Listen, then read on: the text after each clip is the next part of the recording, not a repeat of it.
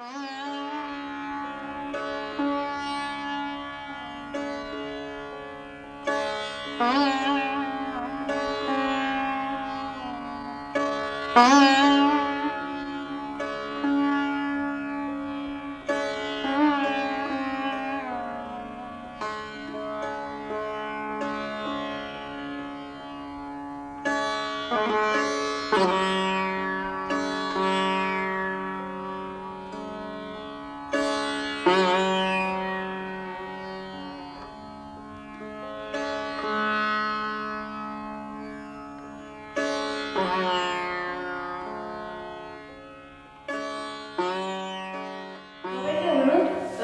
যার স্থানে একটু উঠে দাঁড়ান।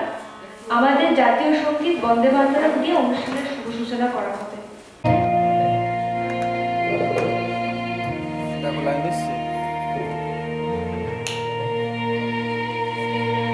বন্দে মাতরম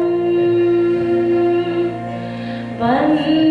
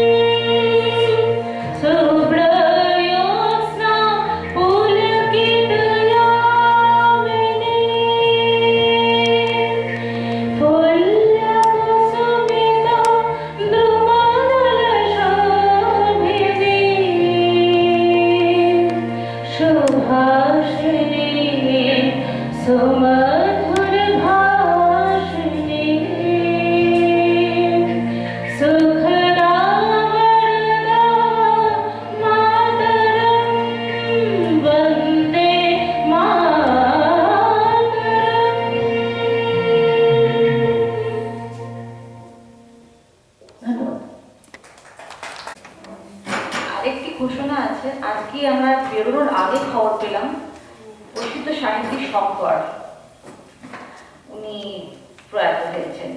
তো তার জন্য কি আমরা 1 মিনিট নীরবতা পালন করতে পারি? সহিংসতা পরিবারের তরফ থেকে সহিংসতা বার্ষিকী উন্মোচন ও স্বর্গত অশোক কুমার বন্দ্যোপাধ্যায় স্মৃতি সাহিত্য পুরস্কার প্রদান অনুষ্ঠানে আপনাদের সকলকে স্বাগত জানাই। ত্রৈমাসিক সহিংসতা আসলে একটি ওয়েব ম্যাগাজিন। বইমেলার সময় একটি মুদ্রিত বার্ষিক সংকলন প্রকাশ করা হয়। হিসাব মতো এবছর আমাদের 4র্থ বর্ষ, কিন্তু এবারই মানে গত পুজো সংখ্যার আগে আমার দাদু স্বর্গত অশোক কুমার বন্দ্যোপাধ্যায় নামে একটি স্মৃতি সাহিত্য প্রতিযোগিতার কথা ঘোষণা করা হয়েছিল। সেই প্রতিযোগিতার পুরস্কার প্রদানের জন্য আজকের এই আয়োজন। এবার আমি ত্রৈমাসিক সহিংসতা পত্রিকার সম্পাদিকা আমার মা শ্রীপর্ণা বন্দ্যোপাধ্যায়কে মঞ্চে ডেকে নেব অতিথিদের আহ্বান এবং পত্রিকা ও আজকে অনুষ্ঠান সম্পর্কে 2-4 কথা বলার জন্য। আমি মঞ্চে অতিথিদের ডেকে নেওয়ার এক এক করে ডেকে নিচ্ছি। প্রথমেই প্রধান অতিথি তথা সভাপতি সাহিত্যিক নবকুমার বসু, কৃষ্ণাদিকেও ডাকবো, কৃষ্ণা রায়, ডক্টর কৃষ্ণা রায়। আমাদের বিশেষ অতিথি বিতস্তা ঘোষাল। আজকে আমাদের কিন্তু একজন বিশিষ্ট অতিথি আছেন, তিনি সরিতা সেনগুপ্ত। উনি বিশিষ্ট কেন, আমন্ত্রিত কেন, সেটা পরে জানাবো। আমি তাকেও এসে একটু মঞ্চে আসন গ্রহণ করতে বলবো। ভালো লাগছে, উপেক্ষিতা চলে এসছেন। আর আমাদের আরেকজন বিশেষ অতিথি শ্যামলী রক্ষিত, ডক্টর শ্যামলী রক্ষিত। তুমি উঠবে না কেন? বলবে দর্শক কম দেখে ওখানে বসে আছো, তুমি না থাকলে তো কতই না। আমাদের বিশেষ অতিথি এখনো এসে পৌঁছননি, তো আমার প্রধান অতিথি। তো যাই হোক, আমাকে অনুষ্ঠানটা শুরু করে দিতে হচ্ছে। প্রথমে একটু পত্রিকা সম্পর্কেই বলি। ঠিক খেয়াল বসে শুরু করিনি, প্রায় বছর দশেক করে দেখছি আমরা একটা ভয়ের জগতে বাস করছি, যেখানে মুক্ত প্রকৃত নিরপেক্ষ চিন্তা প্রকাশের সুযোগ খুবই কম, তাই নেই বললেই চলে। কোনো সত্য কোন পক্ষকে অসন্তুষ্ট করবে এই ভেবে বিভিন্ন পত্রপত্রিকা ইদানিং লেখা যে আহ্বান করে তাতে একটা আগাম হুইপ জারি করা থাকে যে রাজনৈতিক বা ধর্মীয় বিষয়ে, বিশেষত ধর্ম অনুভূত আঘাত লাগবে এমন কিছু নিয়ে লেখা চলবে না। মানে আজকের পরিস্থিতিতে রামমোহন বিদ্যাসাগরদের মতো মানুষের জায়গা হতো না। উদাহরণ দিলে তো আনন্দমঠ ঘরে বাইরে পথের দাবি থেকে অনেক উদাহরণ দিতে পারি। বস্তুত 70-80-90 দশকে যাদের লেখা পড়ে সাহিত্য রুচি তৈরি হয়েছে, লিখতে শিখেছি, সেই সুনীল গাঙ্গুলি বা সমরসুন্দরাই কি রাজনীতি এগিয়ে লিখতেন, নাকি কালকুটের অমৃত কুম্ভের সন্ধানে কোনো ধর্মীয় অনুসন্ধান ছিল না, বা বাঘিনীর মধ্যে কোনো বিদ্রোহ ছিল না? অত সবাই যাচ্ছি কেন? রাজনীতি বা ধর্ম বাদ দিলে কি রামায়ণ বা মহাভারতের মতো মহাকাব্যই তৈরি হতো? কারণ ওই দুটো উপাদান বাদ দিয়ে সমাজ হয় না, আমাদের ভালো লাগুক বা না লাগুক। কিন্তু এর বাইরে কি গল্প হয় না? অনেক হয়। মানবিক মূল্যবোধ, পশু পাখির রূপকে মনুষ্য সমাজের ছবি, রূপকথা, অনেক কিছু হতে পারে। কিন্তু আমার বক্তব্য, গল্প, কবিতা, এমনকি প্রবন্ধকেও যদি প্রথমেই এইসব শর্তে বেঁধে ফেলি, তাহলে যা করে থাকে তা ওই সম্পর্কে টানা পড়েন, গ্রামের লোক সরল, শহরের লোক কুটিল, যাতে অতি সরলীকরণ, টিচারের হাতে লাঠি নেই বলে আজকালকার ছেলেরা মানুষ হচ্ছে না, প্রেম, পরকীয়া, কিংবা দুর্বোধ্য বা আলোকিত সিম্বলিজম বা সুরিয়ালিজম, এইসব সত্যিকারের সময় দলিল হয়ে উঠতে পারে এমন অনেক লেখাকেই তার জন্মক্ষণে আন্তরিক গলা টিপে মেরে ফেলা হবে যদি এই সব শর্ত পালন করতে হয়। যেমন দেখেছি প্রতিবেশী দেশে ব্লগার মেহেদি, আমাদের প্রধান অতিথি নবকরবাবু চলে এসেছেন, করছি।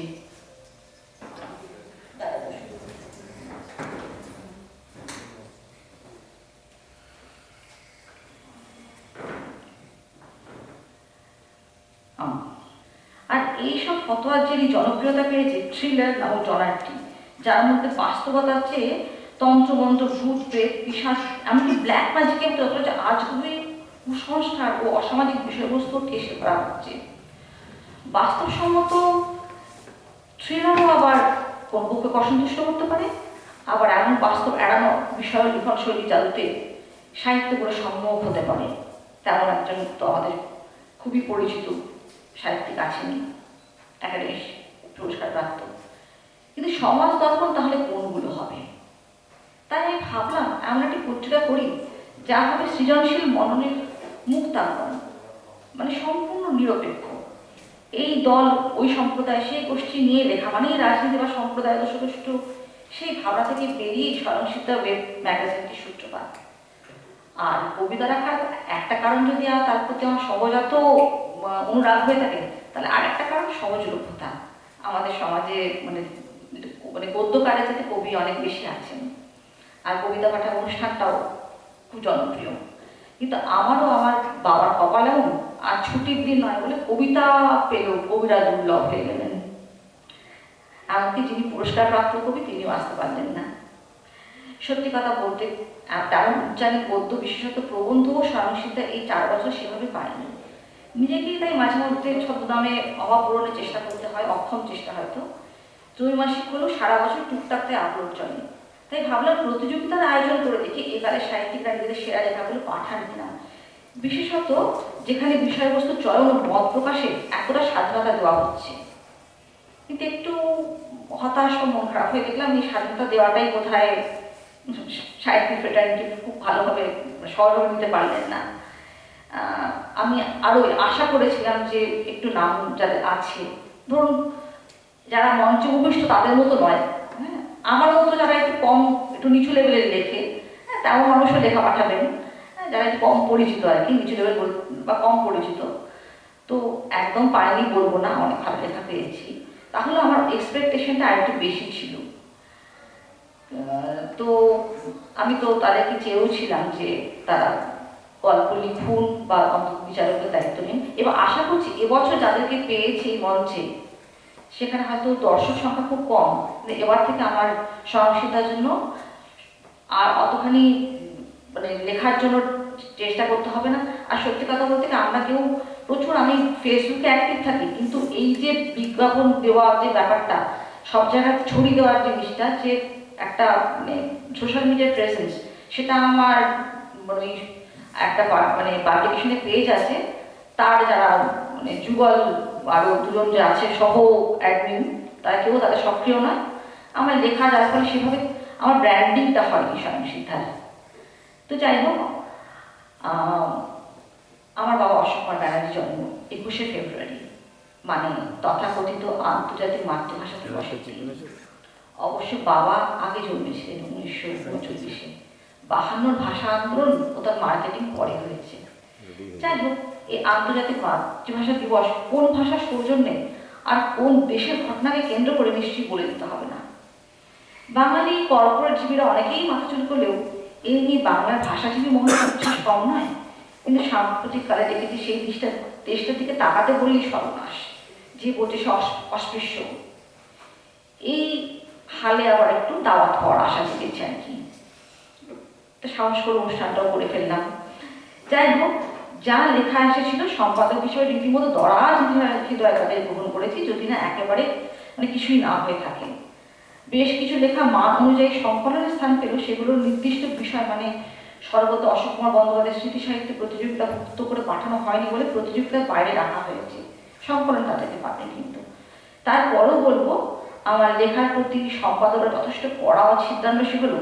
আমি কিন্তু খুব উদার এবং দরাজ হৃদয় সম্পাদক বা দিকা, একদম এক্সক্লুসিভ নই, যতটা পারি ইনক্লুসিভ হয়ে ওয়েবসাইটে প্রকাশ থেকে সংকলন তৈরি এবং অনুষ্ঠানে আমন্ত্রণ সবটাই চেষ্টা করেছি। আশা করি যারা উপস্থিত আছেন তারা স্বীকার করবেন, আমি তাদের কতবার কন্ট্যাক্ট করেছি আমার তরফ থেকে। ভালো লেখা পেয়েছি, তবে ভবিষ্যতে আরও ভালো পাওয়ার প্রত্যাশা রইল। বিশেষ করে যে অনুষ্ঠানে, যে পত্রিকার অনুষ্ঠানে, বার্ষিক অনুষ্ঠানে এবং বিশেষ দিনে প্রথিতযশা সাহিত্যিক নবকুমার বসুর মতো মানুষকে পাওয়া যায়। বাবা নিজে বিজ্ঞানের ছাত্র হলেও ইংরেজিতে সর্বোচ্চ নাম্বার পেতেন, মানে এমনি এমনি যে তার নামে আমি একটা সাহিত্য প্রতিযোগিতা আয়োজন করেছি তা নয়, তার বিষয়ে আবার পরে আসবো। এখানে শুধু এইটুকু বলে শেষ করি, জীবনে প্রথম কবিতা বই প্রকাশ করে উৎসর্গ করেছিলাম মাকে। বাবা জীবিতকালে কোনো বই বাবাকে উৎসর্গ করতে পারিনি, মানে আমার এখন যা জীবনের স্ট্যান্ডার্ড সে অনুযায়ী বাবাকে কমফর্টটা কিন্তু তখন দিতে পারিনি। 2013 সালে যখন বাবা চলে গিয়েছিলেন, কিন্তু আমার বাড়িতে আমার হাতে জল খেয়ে, ওষুধ খেয়ে, খাবার খেয়ে বাবা গিয়েছিলেন। তো যাই হোক, আর বাবাকে স্মরণ করে যখন এই অনুষ্ঠানে পরিকল্পনা করলাম, তখন গত 11ই ডিসেম্বর আমার মা চলে গেলেন।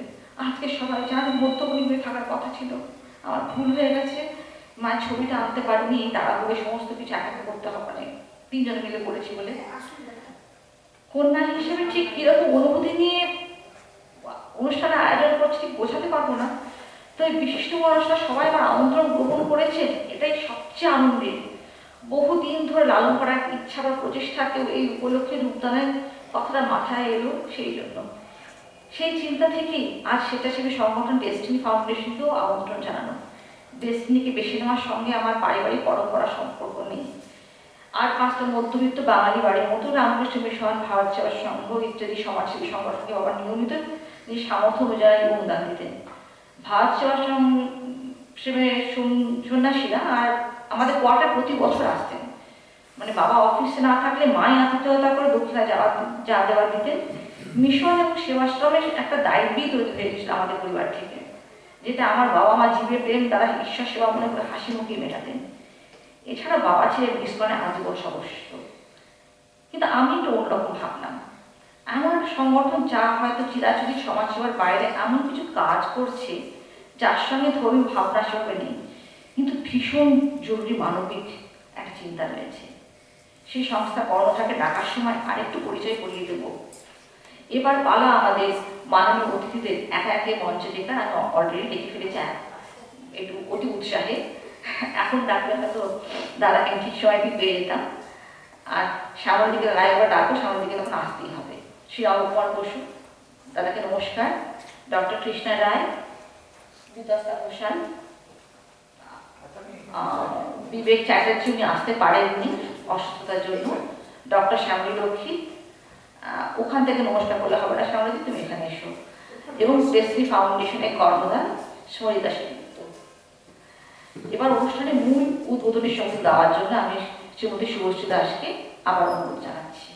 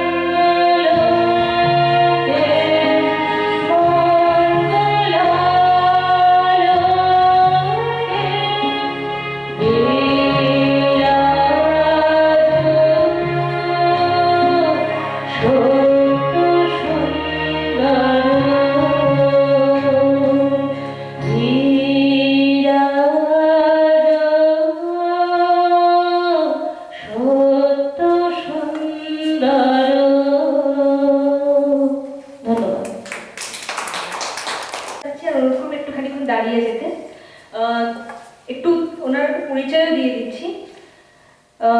উনি একজন অধ্যাপিকা এবং নামকরা চিত্রশিল্পী। বিভিন্ন প্রকাশনের জন্য প্রচ্ছদ আঁকার কাজ করেন।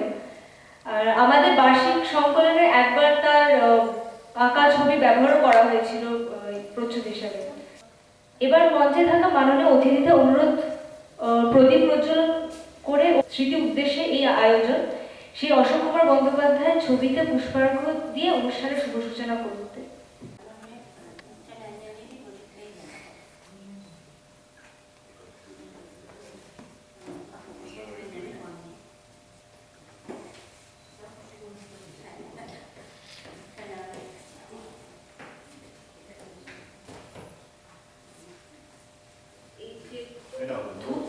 এই ধূপটা আমাদেরকে দিয়েছে সরিতা। যারা যারা ফুল দিতে চান ছবিতে তারা একে একে আসা।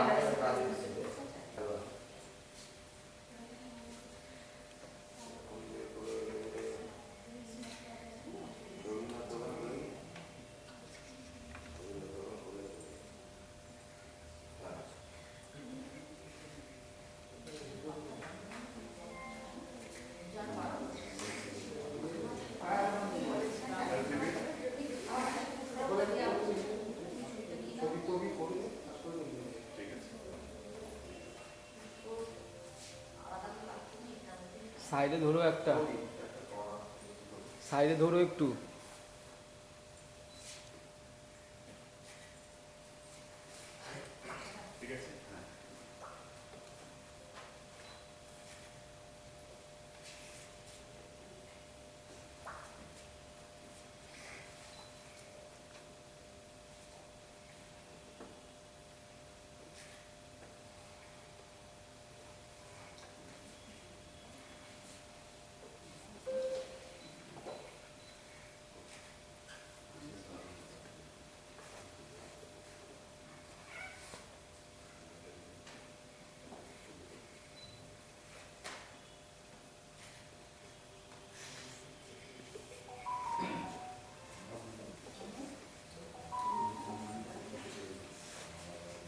আরো যারা চান তারা জামাই তো খুব ফেভারিট ছিল, জামাই এসে দুধটা দেবে না?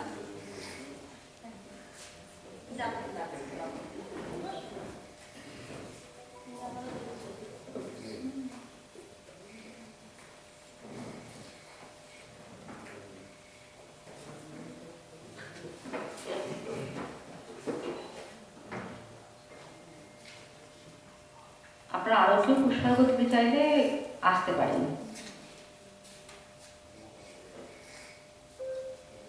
জামাই কিন্তু বাবা বাবা আমার তো জামাইকে বেশি ও কোলে মাথা নিয়ে কোনো আমার মুছে গেছে, এরকম সেবা ছেলেরাও করে না সন্দেহ।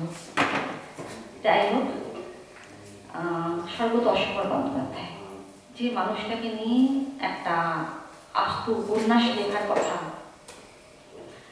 তার জন্য মাত্র 2 মিনিট সময় চেয়ে নিচ্ছি। আমার মাত্র পিতৃবংশে বড় ছোট মাঝারি কোনো মাপেরই সাহিত্যিক নেই, আমি বংশ ছাড়া।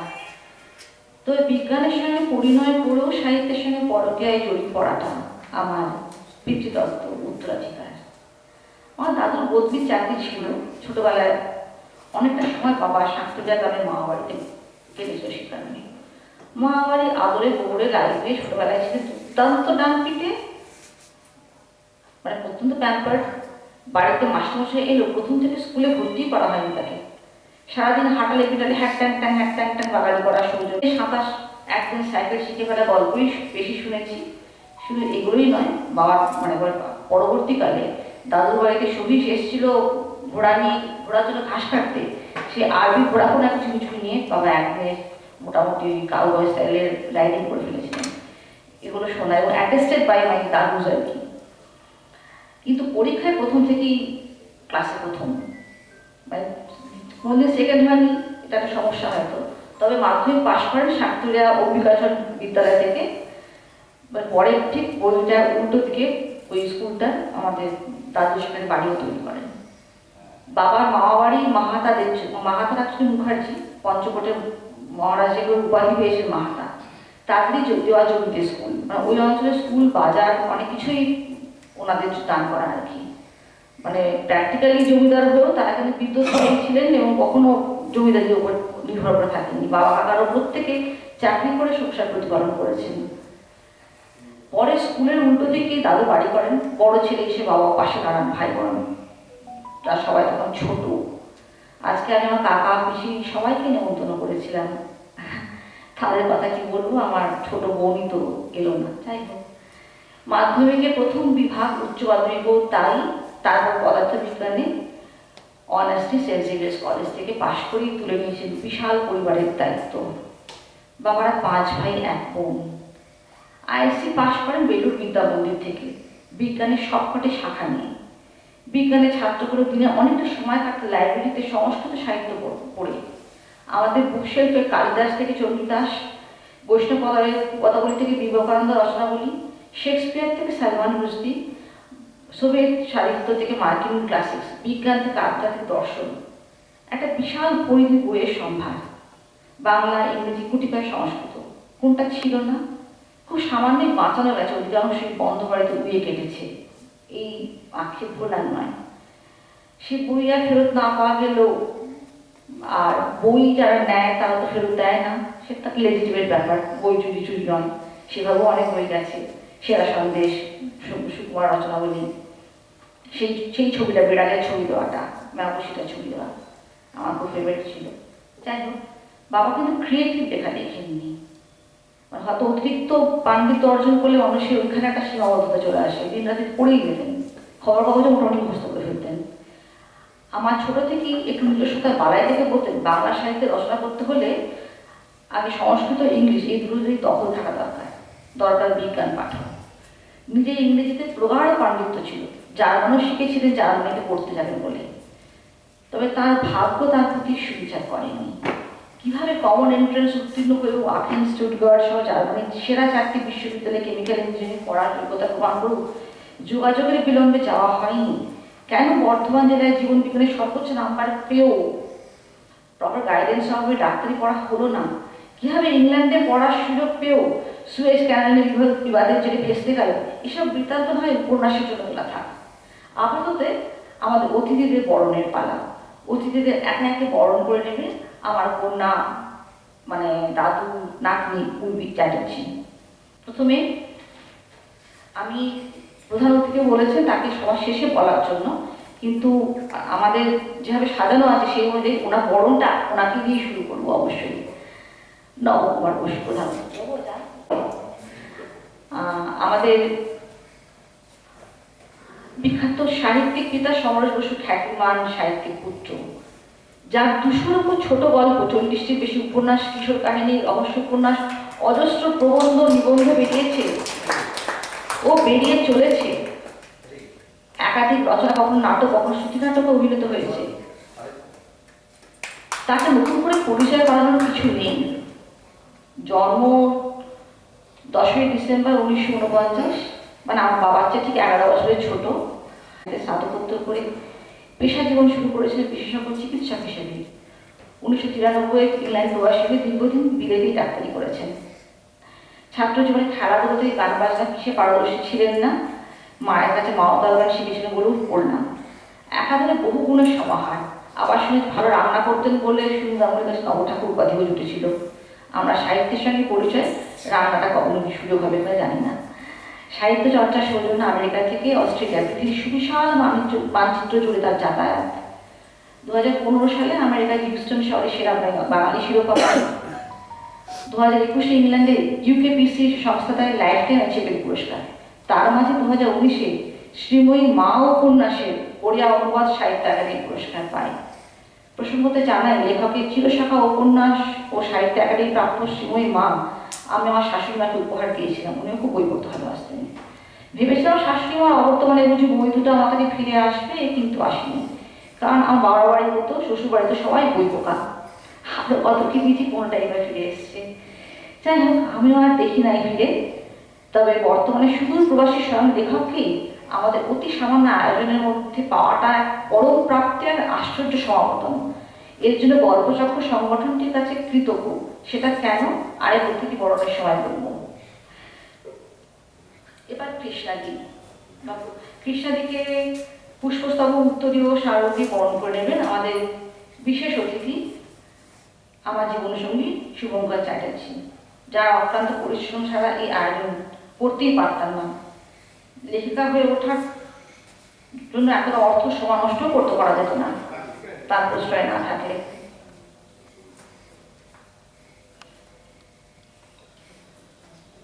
কৃষ্ণাদির কর্মজীবন ছিল শিক্ষা জগতে অধ্যাপনা ও শিক্ষা প্রশাসনে। বেতুল কলেজের অধ্যক্ষ ছিলেন, সেই হিসাবে রিটায়ার করেছেন সম্ভব। সাহিত্যের প্রতি আকর্ষণ আকৈশোর। 15 বছরে সারা বাংলা শিশু গল্পকার হিসেবে নীরদ মজুমদার কর্তৃক সম্মানিত হয়েছিলেন। লেখা শুরু গল্প দিয়ে, বর্তমানে মূলত প্রবন্ধকার। দেশভাগের পটভূমিতে অত্যন্ত বাঙালি ভাষায় লেখা উপন্যাস যেদিন ভেসে গেছে, 2 বাংলায় সমাদৃত। 19 শতক এবং উপেক্ষিত নারী বিজ্ঞানীদের নিয়ে গবেষণা লব্ধ একটি বইও প্রকাশিত হয়েছে তার। আমি সঙ্গে অবশ্যই করব। গল্প, উপন্যাস, জীবনী ও প্রবন্ধ মিলিয়ে বইয়ের সংখ্যা এখনো পর্যন্ত 25। বাংলায় বিজ্ঞান বিষয়ে লেখালেখির জন্য social association, science association of Bengal দ্বারা জ্ঞানচন্দ্র ঘোষ স্মারক পুরস্কার সম্মানিত। এমন গুণ মানুষকে বিশেষ অতিথি রূপে পেয়ে আমরা ত্রৈমাসিক স্বয়ংসিতা পরিবার ভীষণভাবে গর্বিত। আজকের পুরস্কার প্রদান কর্মসূচিতে কৃষ্ণাদি একটি গুরু দায়িত্ব হাসি মুখে নেপথ্যে পালন করেছেন। সেজন্য দিদিকে আরেকবার আন্তরিক ধন্যবাদ জানাই। এবার পরবর্তী সম্মানীয় অতিথি ও বন্ধু ডক্টর শ্যামলক্ষিত, যে আসতে চাইছিল না, তাকে মানে কে করবে, তাকে তো বরণ করানোর জন্য আমি শুভশ্রীকে গল্পকার উপন্যাসিক শ্যামলক্ষিত আধুনিক বাংলা সাহিত্যের পরিচিত নাম। আজকাল সহ বহু পত্র পত্রিকায় নিয়মিত লেখা প্রকাশ পায়। আমাদের গল্পচক্র নামে একটি সংগঠন বা সমিতি আছে শুধু ছোট গল্প চর্চার উদ্দেশ্যে। এই গল্পচক্রের সূচনা লগ্নে আমাদের আজকে প্রধান অতিথি নবকুমার বাবু থেকে তপন বন্দ্যোপাধ্যায় অনেক উজ্জ্বল নক্ষত্র ছিলেন। আমি যখন যোগ দিই দান করে একটা অলোকদা বা অলোক বন্দ্যোপাধ্যায়ের আহ্বানে, তখন গল্পচক্রের প্রধান তথা অভিভাবক রূপে কানাই কুণ্ডু তাকে দেখেছি। বর্তমানে সংগঠনটির স্তম্ভ হয়ে যে কজন সদস্য আছেন শ্যামলী তার মধ্যে অন্যতম। আমি মাঝে মাঝে প্রচণ্ড মন খারাপে সব কিছু থেকে নিজেকে গুটিয়ে নিই, মানে হয়তো কোয়ালিফিকেশনে বোঝা নিয়ে অজস্র অপ্রাপ্তি হতাশা নিজের কোটর থেকে বেরোতেই ইচ্ছা করে না। গল্পচক্র থেকে যে বিযুক্ত হইনি তার অন্যতম কৃতিত্ব শ্যামলীর তারা। পেশায় দিদিমণি তো, আমাদের আসানসোলে মণিমালা স্কুলেও পড়িয়েছেন, যদিও আমি সেখানে পড়িনি। এখন দক্ষিণ কলকাতাতে থেকে শিক্ষকতা করেন, লেখার জন্য একাধিক স্বীকৃতি পেয়েছেন। আর এই মঞ্চে যে কথা না বললেই নয়, নবকুমার বাবুর সঙ্গে যোগাযোগ করিয়ে দেওয়া থেকে আরো দুই বিশিষ্ট অতিথি মানে নবকুমার দা, কৃষ্ণাদি এবং শ্যামলী লক্ষ্মী নিজে, এই তিনজনকে নিয়ে এখানে আনা সম্ভব হয়েছে বলতে গেলে শ্যামলীজির সহযোগিতার জন্যই। উনি সেখানে সংস্কৃত পরিবারের একজন হয়ে কাজ করেছেন, ঠিক অতিথি হিসেবেও নয়। তাকে আরেকবার ধন্যবাদ। এরপর আমার পরের সম্মানীয় অতিথি আমার প্রিয় বন্ধু বিতস্তা ঘোষাল। তাকে বরণ করে নেবে তার প্রিয় দাদা, যাকে পুষ্পস্তবক, উত্তরীয় ও স্মারক দিয়ে বরণ করে নেবেন পুনরায় শুভঙ্কর চ্যাটার্জি। বিতস্তা ওর খুবই স্নেহভাজন। বিতস্তা দাদাকে ভীষণ সমীহ করে ভালোবাসে। অনুবাদ পত্রিকার সম্পাদিকা ও ভাষা সংসদের কর্ণধার। আর অবশ্যই আমার খুব কাছের বন্ধু, আমার দুটি উপন্যাসিক প্রকাশক। আমি যে কারণে শ্যামলীর কথা বললাম, এটা এই বকুলটা বিতস্তার কাছে মাঝে সাথে খাই, তার জন্য আমার লেখা এখন সচল আছে বলা যায়। কলকাতা বিশ্ববিদ্যালয় থেকে ইতিহাসে MA, রবীন্দ্র ভারতী থেকে বিএস করে কিছুদিন অধ্যাপনাও করেছেন। তারপর ভালো লাগার কাজ, সব কিছু ছেড়ে দিয়ে ভালো লাগার কাজ, সাহিত্য ও সাংবাদিকতাকে বেছে নেওয়া। উত্তরাধিকার সূত্রে পেয়েছেন অনুবাদ পত্রিকার মধ্যে সম্পদ, আমার সম্পদ ভাষা সংসদ প্রকাশনাটিও। আমার বাবার সঙ্গে দেশ বিদেশের সাহিত্য, ইংরেজি ও বাংলা অনুবাদে বেশ কিছু বই পড়েছিলাম। কিন্তু বিতস্তার সঙ্গে যখন আমার আলাপ হয় একটা অনুষ্ঠানে, তখন শুধু অনুবাদ নিয়ে পত্রিকা করে জেনে ভারী অবাক লেগেছিল। অনুবাদ ও মৌলিক মিডিয়া প্রায় দু ডজন বই লিখে বিতস্তা ঘোষাল বর্তমান বাংলা সাহিত্যের জগতে একটি উজ্জ্বল নাম, যার লেখা প্রকাশ পায় না একটা বাণিজ্যিক ম্যাগাজিন তথা কাগজের নাম করা মুশকিল। পশ্চিমবঙ্গ সরকার বাংলাদেশ মিলিয়ে বিতস্তার মুকুটে অন্যতম অনেকগুলো একাধিক পুরস্কার পেয়েছে। তার মধ্যে সাম্প্রতিককালে পশ্চিমবঙ্গ বাংলা একাডেমি প্রদত্ত লীলা মজুমদার পুরস্কারটি বিতস্তার মুকুটে অন্যতম গর্বের পালক। ওর বন্ধু হিসেবে আমি তো গর্বিত বটেই। বিবেক চ্যাটার্জি আসতে পারেননি, তাকে খুব মিস করলাম, বিতস্তা বলে দিও। তার মধ্যে আমি ভীষণভাবে ধন্যবাদ জানাচ্ছি বিতস্তার জীবনসঙ্গী আমাদের অনুষ্ঠানে এসছেন, ওখানে চুপচাপ বসে আছেন দর্শক আসনে, সনাতন রায়চৌধুরী। ভীষণ ভালো লাগলো। আপনাদের মেয়ে তো অনেক বাইরে চাকরি করে, তারা পেলে আরো ভালো লাগতো। এরপরে আমাদের অনুষ্ঠানের শেষে নাম করছি, উনি কিন্তু last but not the least, সবশেষে ডেকে নেবো সেই আজকে অনুষ্ঠান অন্যতম কর্মসূচি। আজকে আমাদের সামান্য মানবিক প্রচেষ্টাকে যিনি অবয়ব দেবেন এমন এক সাহসী বীরাঙ্গনাকে ডেস্টিনি ফাউন্ডেশন ও রিফ্লেকশন নামে দুটি NGO সহ প্রতিষ্ঠাতা ও কর্ণধার শ্রীমতী সুমিত্রা সেনগুপ্ত। তাকে পুষ্পস্তবক, স্মারক ও উত্তরীয় দিয়ে বরণ করবেন আমার কন্যা উর্বি। কথায় বলে pen is mightier than sword, কিন্তু আমি মনে করি সোর্ড সবসময় বেশি শক্তিশালী। সেই পরিপূরক কাজটা সহিতা নিজের সংগঠন দিয়ে করেছেন। তিনি global women leadership network, Silicon Valley fellow এবং ফোর্ড মোটর কোম্পানির ফেলো হিসেবে কলম্বিয়া ইউনিভার্সিটির সঙ্গে যুক্ত। বিশ্বের বিভিন্ন দেশের 120টি NGOর একটা নেটওয়ার্ক আছে। কমনওয়েলথ অফ 8.7 নেটওয়ার্ক লন্ডন, তার চেয়ারপারসন। সরিতা মানব পাচারের শিকার সমাজের প্রান্তিক জনগোষ্ঠীর পুনর্বাসন, আর্থিক স্বনির্ভরতা ও ব্যবসায়িক সহযোগিতার লক্ষ্যে নিরলসভাবে কাজ করে যাচ্ছেন। বিশ্বের বিভিন্ন প্রান্ত থেকে শিক্ষার্থী তরুণ পেশাজীবীদের ব্যবসা সামাজিক কল্যাণের সংযোগস্থলে একত্রিত করার কাজটি করছে সুচারুভাবে। ইতিমধ্যেই তার কাজ ও সংগঠন বিশ্বব্যাপী একাধিক স্বীকৃতি অর্জন করেছে, যার মধ্যে women leader of world silicon valley কর্তৃক লিডার অফ ইম্প্যাক্ট পুরস্কার, CNN নিউজ 18 দ্বারা Indian of the year nomination, শিবাজি কলেজ দিল্লি শিবাজি কলেজের উইমেন ডেভেলপমেন্ট সেল কর্তৃক Jijabai award, Indian chamber of commerce কর্তৃক LSG charitable award, Calcutta management association কর্তৃক বেস্ট সোশ্যাল ইম্প্যাক্ট বিজনেস বিভাগে MSME অ্যাওয়ার্ড ইত্যাদি উল্লেখযোগ্য। তাছাড়াও সরিতা অবদান Femina magazine, the better India, Times now, DW মানে জার্মান চ্যানেল একটি, রিপাবলিক টিভি ইত্যাদি মিডিয়াতে তুলে ধরা হয়েছে। তবে আমি যে কারণে তাকে সাহসী বীরাঙ্গনা বললাম সেটা মূলত তার সংস্থান মানব পাচারের শিকারদের জন্য কাজ করার জন্য, যার প্রধানত নিকৃষ্টতম ভুক্তভোগী হয় নারী ও শিশুরা। আর আমার লেখালেখির সঙ্গে যারা পরিচিত আছে, আমি এই ব্যাপারটাতে কতটা সেন্সিটিভ সেটা তারা জানেন। দান ধ্যান, স্কুল, হোম, বৃদ্ধাশ্রম ইত্যাদি পরিচিত সমাজসেবার চেয়ে শিশু নারীদের পাচার হওয়াতে উদ্ধার করা অনেক ঝুঁকিপূর্ণ ও দুঃসাহসী।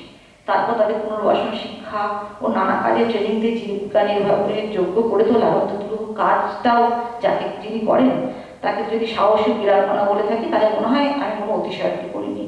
সরিতার মাও এসেছেন, তার নিশ্চয়ই ভালো লাগছে কথাগুলো শুনে তাকে। আচ্ছা, এরপরে সবশেষে শুভশ্রীকে ধন্যবাদ সহ স্মারক দিয়ে বরণ করবে। আমার আগে সমস্ত পরিকল্পনা ছিল না, প্রতিবেশী তারা প্রতিবেশীকে সম্মাননা। এবার আমরা চলে যাব আমাদের বার্ষিক সংকলন ত্রৈমাসিক স্বয়ংসিদ্ধার বার্ষিকীর আনুষ্ঠানিক প্রকাশে। আমি মঞ্চে আসি, সবাইকে কাইন্ডলি রিকোয়েস্ট করব বইটা একসাথে তুলে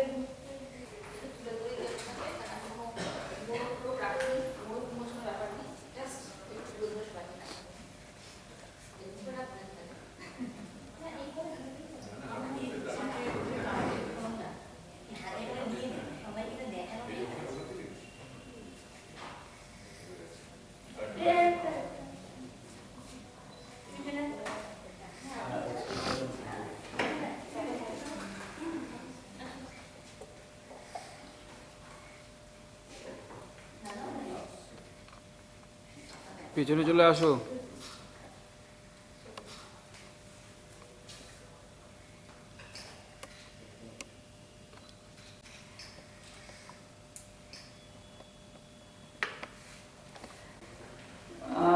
কবিতার ফলাফল জানাই। কবিতায় এসেছিল বেশ কিছু। সর্বত্র অশোক কুমার বন্দ্যোপাধ্যায় সাহিত্য পুরস্কার পাচ্ছেন সমাদৃত দাস। সে একটি ক্লাস 9-এর স্টুডেন্ট, বর্ধমানে থাকে, বর্ধমানে আমাদের মুর্শিদাবাদে থাকে।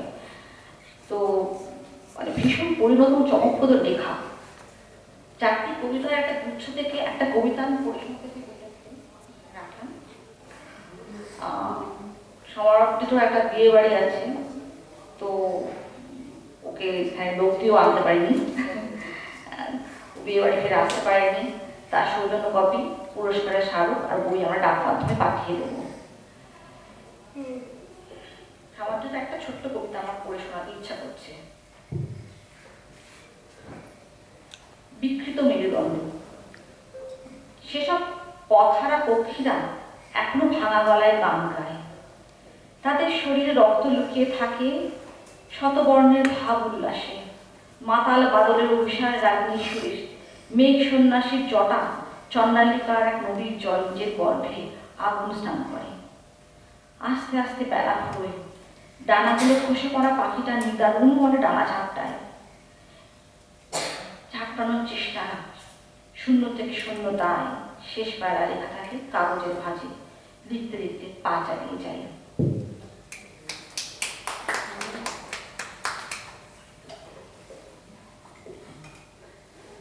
আচ্ছা, এরপরে আমি কৃষ্ণাদিকে তার বক্তব্য রাখার জন্য অনুরোধ করব।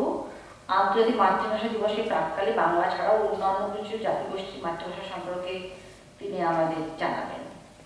ডক্টর কৃষ্ণা রায়। নমস্কার, শুভ সন্ধ্যা।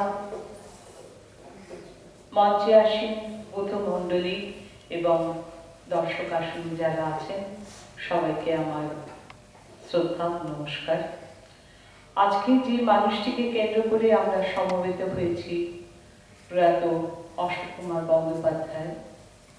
তিনি কারোর পিতা, কারোর দাদু, কারোর অন্য কিছু। একটি ভালোবাসার মানুষকে কেন্দ্র করে এই যে শ্রদ্ধার অনুষ্ঠান, তাকে আসতে পেরে অত্যন্ত সম্মানিত বোধ করছি। আসলে সেই রবীন্দ্রনাথের গানের কথাই মনে পড়ছে, ফুরায় যা ফুরায় তা চোখে, অন্ধকারে পেরিয়ে দুয়ার যায় চলে আলোকে। তিনি এই জগৎ থেকে অন্য জগতে অন্য কোন আলোয় চলে গেছেন। হয়তো সেখান থেকেই শ্রীপর্ণা আক্ষেপ করছিল মায়ের ছবিটি রাখতে পারেনি। মা বাবা একত্রেই দেখছেন তার মেয়ের কর্মকাণ্ড। সেখানে নাইবা থাকলেও অন্য মানুষ, বন্ধু স্বজন আরো তো রয়েছে। শ্রীপর্ণা বারবারই দুঃখ করছিল যে ওর বাবার জন্মদিন আগামীকাল, যেটা সারা পৃথিবীতে আন্তর্জাতিক মাতৃভাষা দিবস হিসেবে পালিত হয়েছে। ওর বক্তব্য খুব পরিষ্কার। আমার বাবা যখন জন্মেছিলেন, আজকেই শুনলাম 1939 সালে, অর্থাৎ সেই দ্বিতীয় বিশ্বযুদ্ধের পটভূমিতে, তখন তার এসব ভাষা আন্দোলন ছিল না। আমরা সেই মানুষটিকেই সম্মান করছি, যার জন্য আজকে আমরা এসেছি। আর ও আমাকে বলতে বলছে মাতৃভাষা নিয়ে। আসলে এটা নিয়ে তো বহু চর্চা হয়েছে, সেই 1952 আন্দোলন থেকে 71, তারপরে আরো একটা ভাষার জন্য একটা দেশ গড়ে উঠল, এবং তারপরে 2000 সাল থেকে সেই বাংলা ভাষার জন্য যে লড়াই, সেইটা মনে রেখে শহীদদের প্রতি শ্রদ্ধা জানিয়ে সব কিছুকেই ভাবনা চিন্তা করার পর রাষ্ট্রসংঘ যখন সিদ্ধান্ত নিল যে প্রতি বছর এই দিনটি, সেই আমার ভাইয়ের রক্তে রাঙানো 21শে ফেব্রুয়ারি আন্তর্জাতিক মাতৃভাষা দিবস। আমরা সবাই জানি আমার মাতৃভাষা বাংলা হোক, তামিল হোক, তেলুগু হোক, যাই হোক, সেটা সম্মান করা আমাদের প্রত্যেকের দায়িত্ব। আমার প্রতিবেশী যদি হিন্দি ভাষায় কথা বলে, আমি হিন্দি না জানলে দেতা হয়, খাতা হয় বলে আমি তাকে ব্যঙ্গ করতে পারি না, সে অন্য প্রসঙ্গ। কিন্তু এই দিনে আমরা সবাই না কেমন যেন স্কুল কলেজেও দেখি বাংলাটা চর্চা করা ভীষণ দরকার।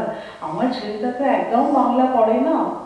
শিক্ষা জগতে ছিলাম বলে এই কথা শুনে শুনে কান পচে গেছে। ইংরেজিটাও বড্ড ভালো জানে।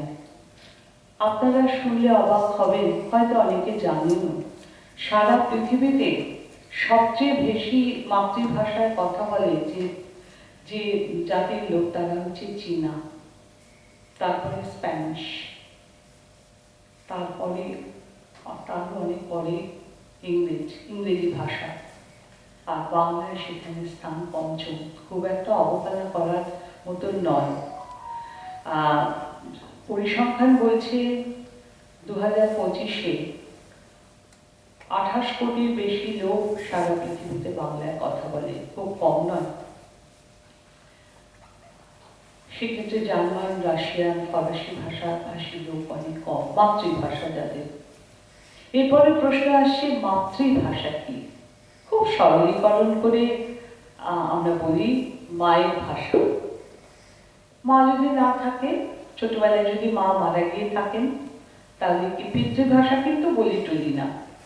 অন্নদাশঙ্কর রায় একবার বলেছিলেন, আমাকে যিনি পালন করেছিলেন সেই ধাত্রী মা উড়িয়া ভাষায় কথা বলতেন, বাড়িতে মা বাবা বাংলায় কথা বলতেন,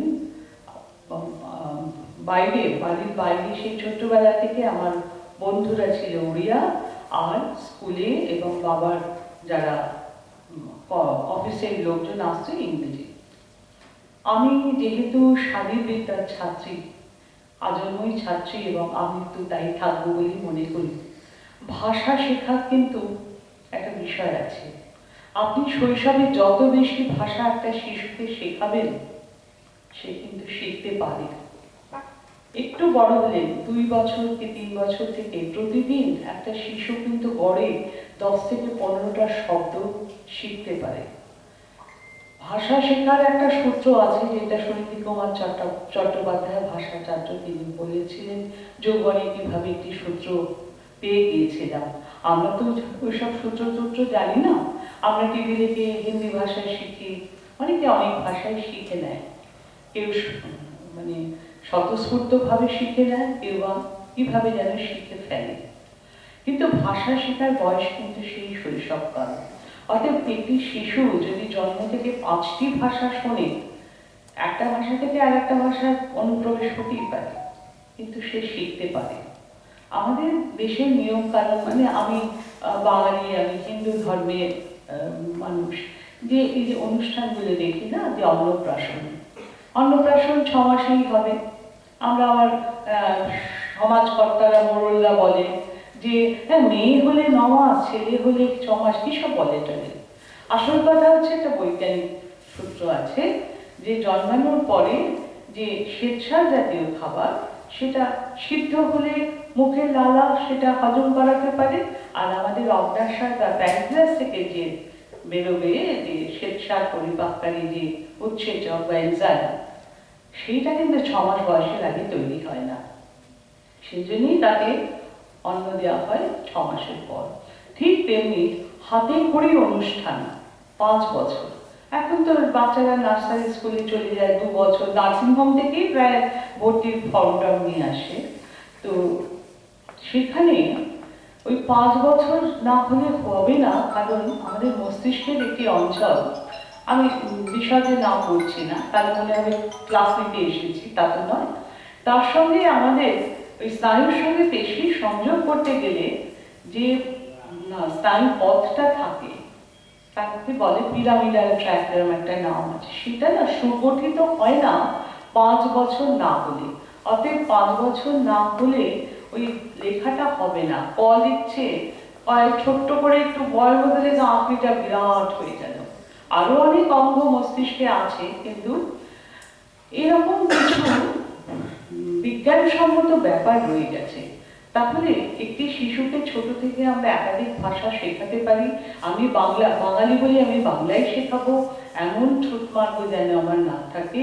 দ্বিতীয়ত, 5 বছরের আগে আমি আমার শিশুকে লেখার জন্য অত জোরাজুরি করবো না। যেমন যে লোকটি জন্ম থেকে বাঁহাতি, তাকে জোর করে আমরা ডানহাতি করবো না। আগেকার দিনে মানুষ করতো জোর করে, ও মা তুই মেয়ে মানুষ, বাঁ হাতে ঘর ঝাঁটাচ্ছিস, কোনটি নাড়ছিস, বিয়ে হলে শ্বশুর বাড়িতে করবিটাকে, এরকম ব্যাপার তো হয়ে যায়। এবার এই যে ভাষা আমাদের, আমরা যখন পড়েছি স্কুলে বাংলা, ইংরেজি, হিন্দি, 2 বছর সংস্কৃতও পড়তে হয়েছে, আমাদের অনেক ভাষা শিখতে হয়, চর্চার অভাবে সবই নষ্ট হয়। ঠিক তেমনি ভাষার যদি লিখিত রূপ না থাকে, তাহলে ভাষা মরে যায়। এটাও কিন্তু সত্যি। অনেক ভাষা আছে সারা পৃথিবীতে, প্রায় 7,000-এর উপর ভাষা আছে, এবং শুনলে অবাক হবেন, অনেক ভাষাই কিন্তু আস্তে আস্তে মরে যাচ্ছে, অব্যবহারে জীর্ণ হতে হতে মরে যাচ্ছে। সেই ভাষাই মরে যার লিপি নেই। আমাদের আন্দামানে বো বলে একটি উপজাতি আছে, তার শেষ লোকটা মারা গেছে। অতএব বো ভাষাটা 2013 থেকে নিশ্চিহ্ন হয়ে গেছে। বাংলা ভাষা নিয়ে আমাদের আতঙ্কিত হওয়ার কিছু নেই। এই যে বললাম 28 কোটি লোক সারা পৃথিবীতে বাংলায় কথা বলে, তাই জন্য আমরা এই আন্তর্জাতিক মাতৃভাষা দিবসে আমাদের ভাষা নিয়ে গর্ববোধ করতে পারি। সে অতুল প্রসাদের মতো গান দিয়ে বলতেই পারি, মোদের গর্ব মোদের আশা আমাদের বাংলা ভাষা। আর অনেকেই বলেন না না, আমি বাংলাটাই ঠিক করে শিক্ষা বলি। যে রবীন্দ্রনাথ বলে গেছেন মাতৃভাষা মাতৃদুগ্ধ, রবীন্দ্রনাথ তো অনেক কিছুই বলেছেন। রবীন্দ্রনাথ কি ছোটবেলায় শুধু বাংলা পড়েছেন? তিনি অনেক বিষয় পড়েছেন, অনুবাদ করার চেষ্টাও করেছেন। এখানে বিকাশা আছে, সারা পৃথিবীর এবং ভারতের বিভিন্ন ভাষার অনুবাদে কবিতা, গল্প স্থান দেয় পত্রিকায়। আমি তো ভাবি যে ভাষা মরবে কি করে? আমাদের সঙ্গে বিকাশার মতন একজন মানুষ আছেন এখন, এবং অবশ্যই বিকাশার বাবা প্রয়াত বৈশাম্পায়ন প্রসাদ, তিনি না থাকলে এই পত্রলেখাটা হয়তো তৈরি হতো না, তিনিও আমাদের প্রণম্য। আর সত্যি কথা বলতে কি, ভাষা বাঁচিয়ে রাখার দায়িত্ব আমাদের। আমরা যদি আমাদের সন্তানকে আমাদের মাতৃভাষা শেখাই, সে অন্তত তাকে নিয়ে বিদেশেই থাকুক আর স্বদেশেই থাকুক, অন্তত বিদ্রোহ করবে না, অবহেলা করবে না। এখন অনেক বাঙালি, নবকুমার বাবু এখানে আছেন, যারা বিদেশে সেটেল করেছেন, কেউ লন্ডনে, কেউ আমেরিকায়, কেউ সুইজারল্যান্ডে।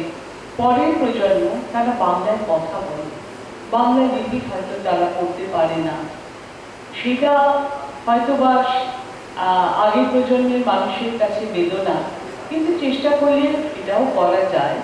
আমি শেষ করব একটি মানুষের কথা বলে। তিনি ওয়াকচুমনি বলে একটা অদ্ভুত ভাষা, তিনি সেই ভাষাটায় কথা বলতেন, তার মা বলতেন। সেই ভাষার লোক কিন্তু চলে যাচ্ছে। উনি কি করলেন, সম্ভবত এখন উনি বেঁচে আছেন, উনি সেই ভাষার গ্রামার তৈরি করলেন এবং ফোনেটিক্সে ক্যাসেট তৈরি করলেন, উচ্চারণ কিভাবে করতে হয়, যাতে তিনি মরে গেলে সেই ভাষাটা যেন মরে না যায়। ভাষার মধ্যেই তো সংস্কৃতি বয়ে যায়, একটা ভাষা জানা মানে সেই সংস্কৃতিটাকেও জানা। সব শেষ করছি একটি ব্যক্তিগত কথা বলে। আমি পশ্চিমবঙ্গের মেয়ে, বিয়ে হয়েছে একটি পূর্ববঙ্গের পরিবারে। শ্রীপর্ণাকে একটু আগে বললাম, আমার একটা উপন্যাস দুই বাংলায় খুব সমাদৃত, যেদিন গেছে সৃষ্টি। এটি আমার প্রয়াত শাশুড়িকে নিয়ে লেখা। বিয়ের পরে যখন তার কোনো ভাষাই বুঝতাম না, আমি একদিন বললাম, আপনি আমাদের মতন ভাষায় কথা বলেন না কেন, কিছু বুঝি না। আমাকে বললেন রান্নাঘাটে গিয়ে জামুরাটাই আসো তো। কি জামুরা, কোথায় জামুরা, দেখতে দেখতে পেলাম না। একদিন ঘরে বসে বই পড়ছি, পান আছি, উনি বলে কি করো, কি দেখতে পাও না, হ্যাঁ তাই আছে বাড়িতে তো আপনি আর আমি, কি তাকে হ্যাঁচকা মারছে বলে হঠাৎ উনি এসে বলে, চোখের মাথা খাইছো না কি, চশমা খুলে কি দেখতেছো বুঝে ধারাম ধারাম করে জানলাগুলো বন্ধ করে দিলেন। করে বলে, ওরা কপাল আমার, বউ আমার ভাষাই বুঝে না, হ্যাঁসলা আইতাছে মানে কি, মানে কি বলে বৃষ্টির ছাট আসছে। তাই বললাম, আপনি আমার মতো করে কথা বলুন না। বলে কেন, সব ছাড়ছি না, পেট ওনানে আমার ভাত ফুটতেছিল, পেট কোমরে কইরা কয়টা গয়না আনছি, সব ছাড়ছি, আমি তোমার লাগে ভাষা চালুন কেন, চালুন না। এই যে প্রত্যয়ের সঙ্গে বলেছিলেন আজ থেকে 30 না আরো বেশি 25 বছর আগে, সব ছাড়ছি ভাষা কেন চালুন। আন্তর্জাতিক মাতৃভাষা দিবসে আমার কাছে এটা কেমন যেন একটা স্লোগানের মতোই মনে হয়। ধন্যবাদ, নমস্কার। ভীষণ মজা লাগলো শুনে, রাত্রে উদাহরণটা অসামান্য বলেন কৃষ্ণাজি। হ্যাঁ সত্যি তো, সব ছেড়ে দেবো, ভাষা কেন ছাড়বো, কেনই বা আমরা পশ্চিম দিকেরই বা মানে সাম্রাজ্যবাদ মেনে নেবো, কেন বা পূর্ব দিকেরই বা মানবো। তো একটা মজার পর্যায়ে এই যে উপভাষা, বাংলা যে ডায়ালেক্ট রয়েছে, বঙ্গালী উপভাষাটা অন্যতম। বঙ্গালীরও অনেকগুলো মাল্টিপল রয়েছে, আমার বঙ্গালী নিয়ে কোনো উৎপত্তি নেই।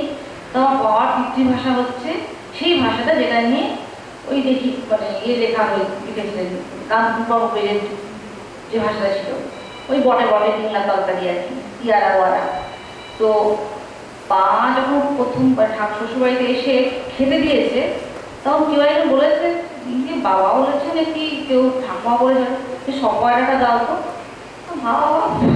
ভাবছে ভাত এসে একেবারে শুকুরি খাবে। তারপরে জানতে পারলো সকয়রা মানে লঙ্কা।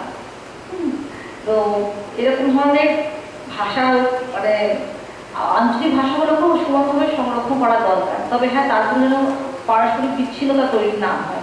কৃষ্ণাদের আরেকটি কাজ আছে, যে এরপরে আমাদের যারা পুরস্কার প্রাপক, তাদের একজন তো দুবাই নিবাসী, আরেকজনও ওরকম দূর দূরান্তের। তো যাকে আমরা পেয়েছি, গল্প ভালো, বেশ কিছু ভালো গল্প এসেছিল।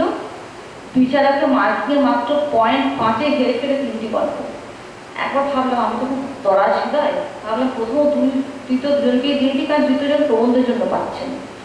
কিন্তু বিজ্ঞাপনের ঘোষণা একজনকেই দেওয়ার কথা।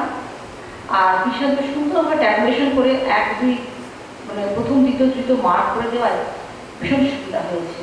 দেখে নেব অমিতাভ ঘোষ, যিনি লেখেন লিপিকর ছদ্মনামে।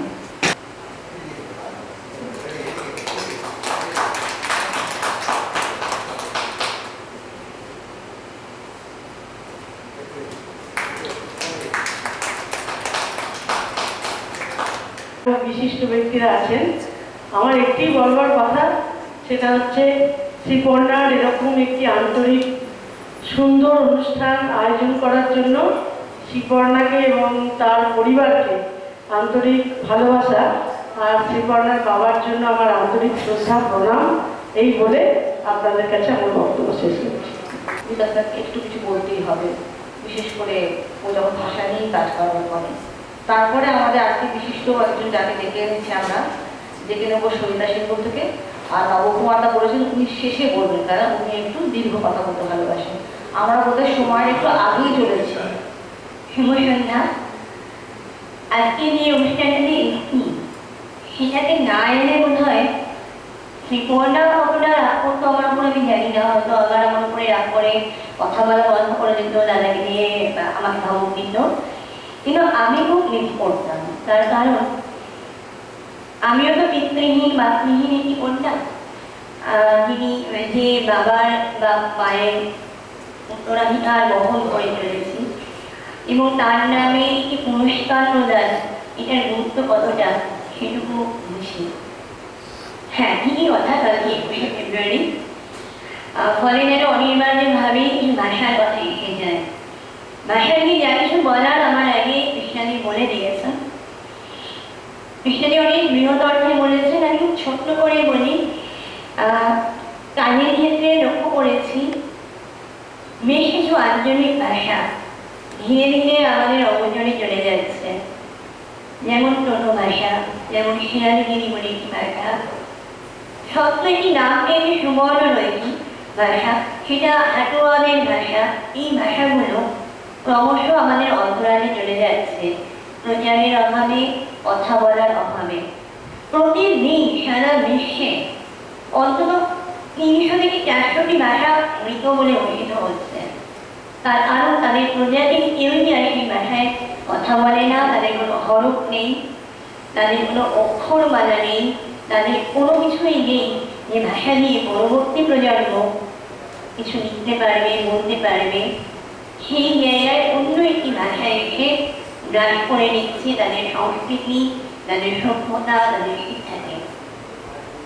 আমরা বহুদিন ধরেই সেই ভাষাগুলোকে চেষ্টা করছি একটু একটু করে আবার বাস্তবের আলোয় নিয়ে আসতে। যেমন আমি 3টি ভাষার কথা বললাম, টোটো ভাষা বা শিয়ালগিরি বা হাটুয়া ভাষা। এই ভাষাগুলো নিয়ে দীর্ঘদিন ধরে আমরা গবেষণার কাজ করছি এবং সম্প্রতি এই 3টি ভাষার উপরেই আমাদের প্রকাশনা সংস্থা নিয়ে বই বেরিয়েছে। ভাষা আসলে ভাষা, পেটকাটা বলতে সব এবং বলতে সব ভাষা, এই দুটির মধ্যে অদ্ভুত সান্নিধ্য রয়েছে। আমাদের মন যেমন অত্যন্ত দ্রুত বয়, ঠিক তেমনি করেই ভাষা এক জায়গা থেকে আরেক জায়গায় চলে যায়। এতটাই দ্রুত বয় যে আমরা বুঝতেই পারি না কখন আমার ভাষাটা আমি হারিয়ে ফেলে অন্য আরেকজনের ভাষায় কথা বলছি। কিন্তু বেঁচে থাকতে গেলে এই অস্তিত্বটাকে স্বীকার করে দিতে হয়। আজকে যদি আমি অটুট থাকি যে একটি ভাষাতেই কথা বলবো, আমার চারপাশের বন্ধ দুয়ার আমি খুলবো না কিছুতেই, তাহলেও বোধহয় আমাদের জীবন থমকে দাঁড়াবে। তাই ভাষা থাকুক ভাষার জায়গায়, আমাদের ভালোবাসা থাকুক ভালোবাসার জায়গায়, সব কিছু মিলিয়ে গড়ে উঠুক এমন একটা সমাজ যেখানে অন্তত দিনের শেষে আমরা একটু আনন্দের সাথে বাঁচতে পারবো। কারণ মানুষ যদি আনন্দে না থাকে, মনে যদি শান্তি না থাকে, তাহলে শিক্ষা, সংস্কৃতি, ভাষা কোনো কিছু দিয়েই ভালো থাকতে পারে না একটা সভ্যতা। সভ্যতা তো জন্ম হয় একটা বাড়ি থেকে। একটা বাড়ি যৌথভাবে অনেকগুলো বাড়ি তৈরি করে, সেখান থেকে ছড়িয়ে পড়ে সারা পৃথিবীতে। পৃথিবীও তৈরি হয়েছিল এইভাবেই, এক প্রান্ত থেকে আর এক প্রান্তরে মানুষ হেঁটে হেঁটে এসেছিল এবং সঙ্গে নিয়ে এসেছিল ছোট্ট ছোট্ট বীজ, ভাষার বীজ, সংস্কৃতির বীজ এবং খাদ্য, রুচি, সবকিছু এক জায়গা থেকে আরেক জায়গায় প্রভাবিত হয়েছে। তাই জন্যই এই মিশ্রণের মধ্যেই আমরা বেঁচে থাকি, বেঁচে থাকবো। কিন্তু ওই যে রামকৃষ্ণের মতো সব কিছু মেনে নিয়ে, যত মত তত পথকে মেনে নিয়েই আমাদেরকে ভালো থাকতে হবে। অনেক ধন্যবাদ, সকলে ভালো থাকুন।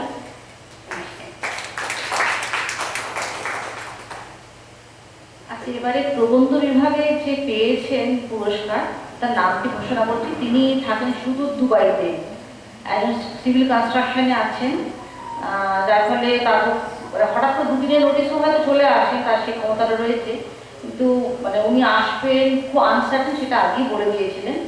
প্রবন্ধ বিভাগে এন্ট্রি কম, ত্রুটি বেশি, সুতরাং আমাদের সেরাটা বেশি নিতে একদম অসুবিধা হয়নি। তার নাম হচ্ছে ভাস্কর সিনহা, উনি আসতে পারেননি। তার স্মারকটি এবং বইটা কি করে পাঠানো যায় আমরা দেখবো।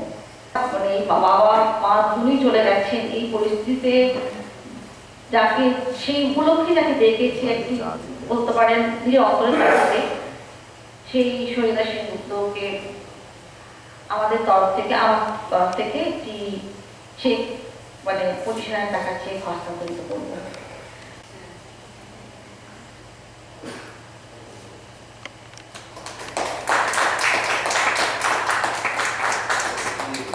করলেন, আমরা বলতে থাকি অনেক কিছু, করা হয় না, তো আপনি সেটা করলেন, তো সেটা একটা কথা। আর দ্বিতীয় কথা ডেফিনেটলি, আর এই আমাদের এই কথা ভেবে এই আর্থিক যে এটা করলেন সেটাও আমাদের ভালো কাজে লাগবে। আর খুব ছোট্ট করে যদি বলি, আমাদের কাজ অনেক লম্বা, অনেক কঠিন। আমি নিজে অনেক ধরুন রেস্কিউ মিশনেও গেছি পুলিশের সঙ্গে, তো কাজটা খুবই কষ্টের, যতটা বাইরে দেখে কি মনে হয় জানি না, খুবই কষ্টের। এবং যদি একটু ডেটাও বলি, মানে এই হিউম্যান ট্রাফিকিং ব্যাপারটা ইন্টারন্যাশনাল, মানে আন্তর্জাতিক, এবং $140 মিলিয়ন এরা প্রফিট রেভিনিউ জেনারেট করে। আর 40 মিলিয়ন লোক এখন এনস্লেভড আছে, এটা আমাদের ডেটা বলে। তো এটা এতটাই ভয়ঙ্কর। এবং তারপরে একটু ছোট করে বলছি, আমি শ্রীপর্ণার বইগুলো যতটা পড়েছি, বা আমি খুব অবাক হয়েছি যে উনি কি করে এতটা জানলেন। মানে এই বিষয়টা আসলে কেউ অনেকে জানলেও এটা নিয়ে কথা বলতে চায় না, চর্চা করতে চায় না, কারণ কোন লোকে খুব টাচ করে বা ব্যাপারটাকে ইয়ে করতে চায় না। তো উনি যে এত গভীরভাবে গিয়ে এতটা রিসার্চ করেছেন, সেটা আমার সাংঘাতিক টাচ করেছে। এবং আমার মনে হয় এই বইটা অনেক ইম্পর্টেন্ট জায়গায় থাকা দরকার, কারণ এইটা কিন্তু কি বলে ওটাকে, অ্যাওয়ারনেসের কাজ করবে। আমি জেন্ডার বেসড ভায়োলেন্সের কথাটা বলছি, আমি বেশি বই সত্যি কথা পড়িনি, আমি এটা পড়েছি। এবং ওটাকে আমার আরো একটা ছোট বক্তব্য, যে পাচারকারীরা কিন্তু ওই আশেপাশে আমাদের খুব দূরে কিছু থাকে না, এবং কাজে এটা কিন্তু একটা বড় ইয়ে হবে। এবং আমি সবাইকে রিকোয়েস্ট করছি বইটা পড়তে, এবং আমি নিজে পার্সোনালি চেষ্টা করবো যেটা আরো বেশি লোকের কাছে পড়তে। সঙ্গীতাকে অনেক ধন্যবাদ, উনি আমার লিঙ্গ সন্ত্রাস এবং লিঙ্গ বৈষম্য দুটি বই মানে কিনে নিয়েছেন। হ্যাঁ, তার সাথে আরেকটি কবিতার বই, সেটিতেও জেন্ডার সেন্সিটিভ ব্যাপার রয়েছে, সেই ব্যাপারে বলবো না। আজকে আমাদের অনুষ্ঠানের প্রধান অতিথি, তাকে আমাকে ধন্য নবকুমার বসু, তাকে কিছু বলতে অনুরোধ করবো। শেষে বলার একটা সুযোগ হচ্ছে যে কতটা সময় গেল সেই হিসেবটা করে নেওয়া যায়, তার কারণ আমাদের পৌঁছানোর ব্যাপার আছে এবং তাড়াতাড়ি পৌঁছতে হবে, সেই কারণে। যাই হোক, এবং আমার বলার পরে এই অনুষ্ঠানের নিশ্চয়ই দ্বিতীয় পর্ব শুরু হবে, কারণ সেখানে প্রচুর কবিতা পাঠ আছে, অনুগল্প পাঠ আছে, গল্প পাঠ আছে, এবং আনুষঙ্গিক আর যা যা কিছু, সেটা কতখানি হবে না হবে সেটা সম্বন্ধে আমি মন্তব্য করছি না। তো আমি প্রথমে একটা কথা বলে নিই, সেটা হচ্ছে যে শ্রীপর্ণার নাম যদি সুপর্ণা হতো তাহলে আমাদের আপত্তি করার কিছু ছিল না, কেননা আমাদের দিনকাল যেরকম চলছে এখন, সেখানে ছেলে মেয়েরা তাদের বাবা মাকে, তাদের পূর্ব প্রজন্মকে তারা স্মরণ করছেন, এটা একটা অত্যন্ত ভালো দিক বলতে হবে।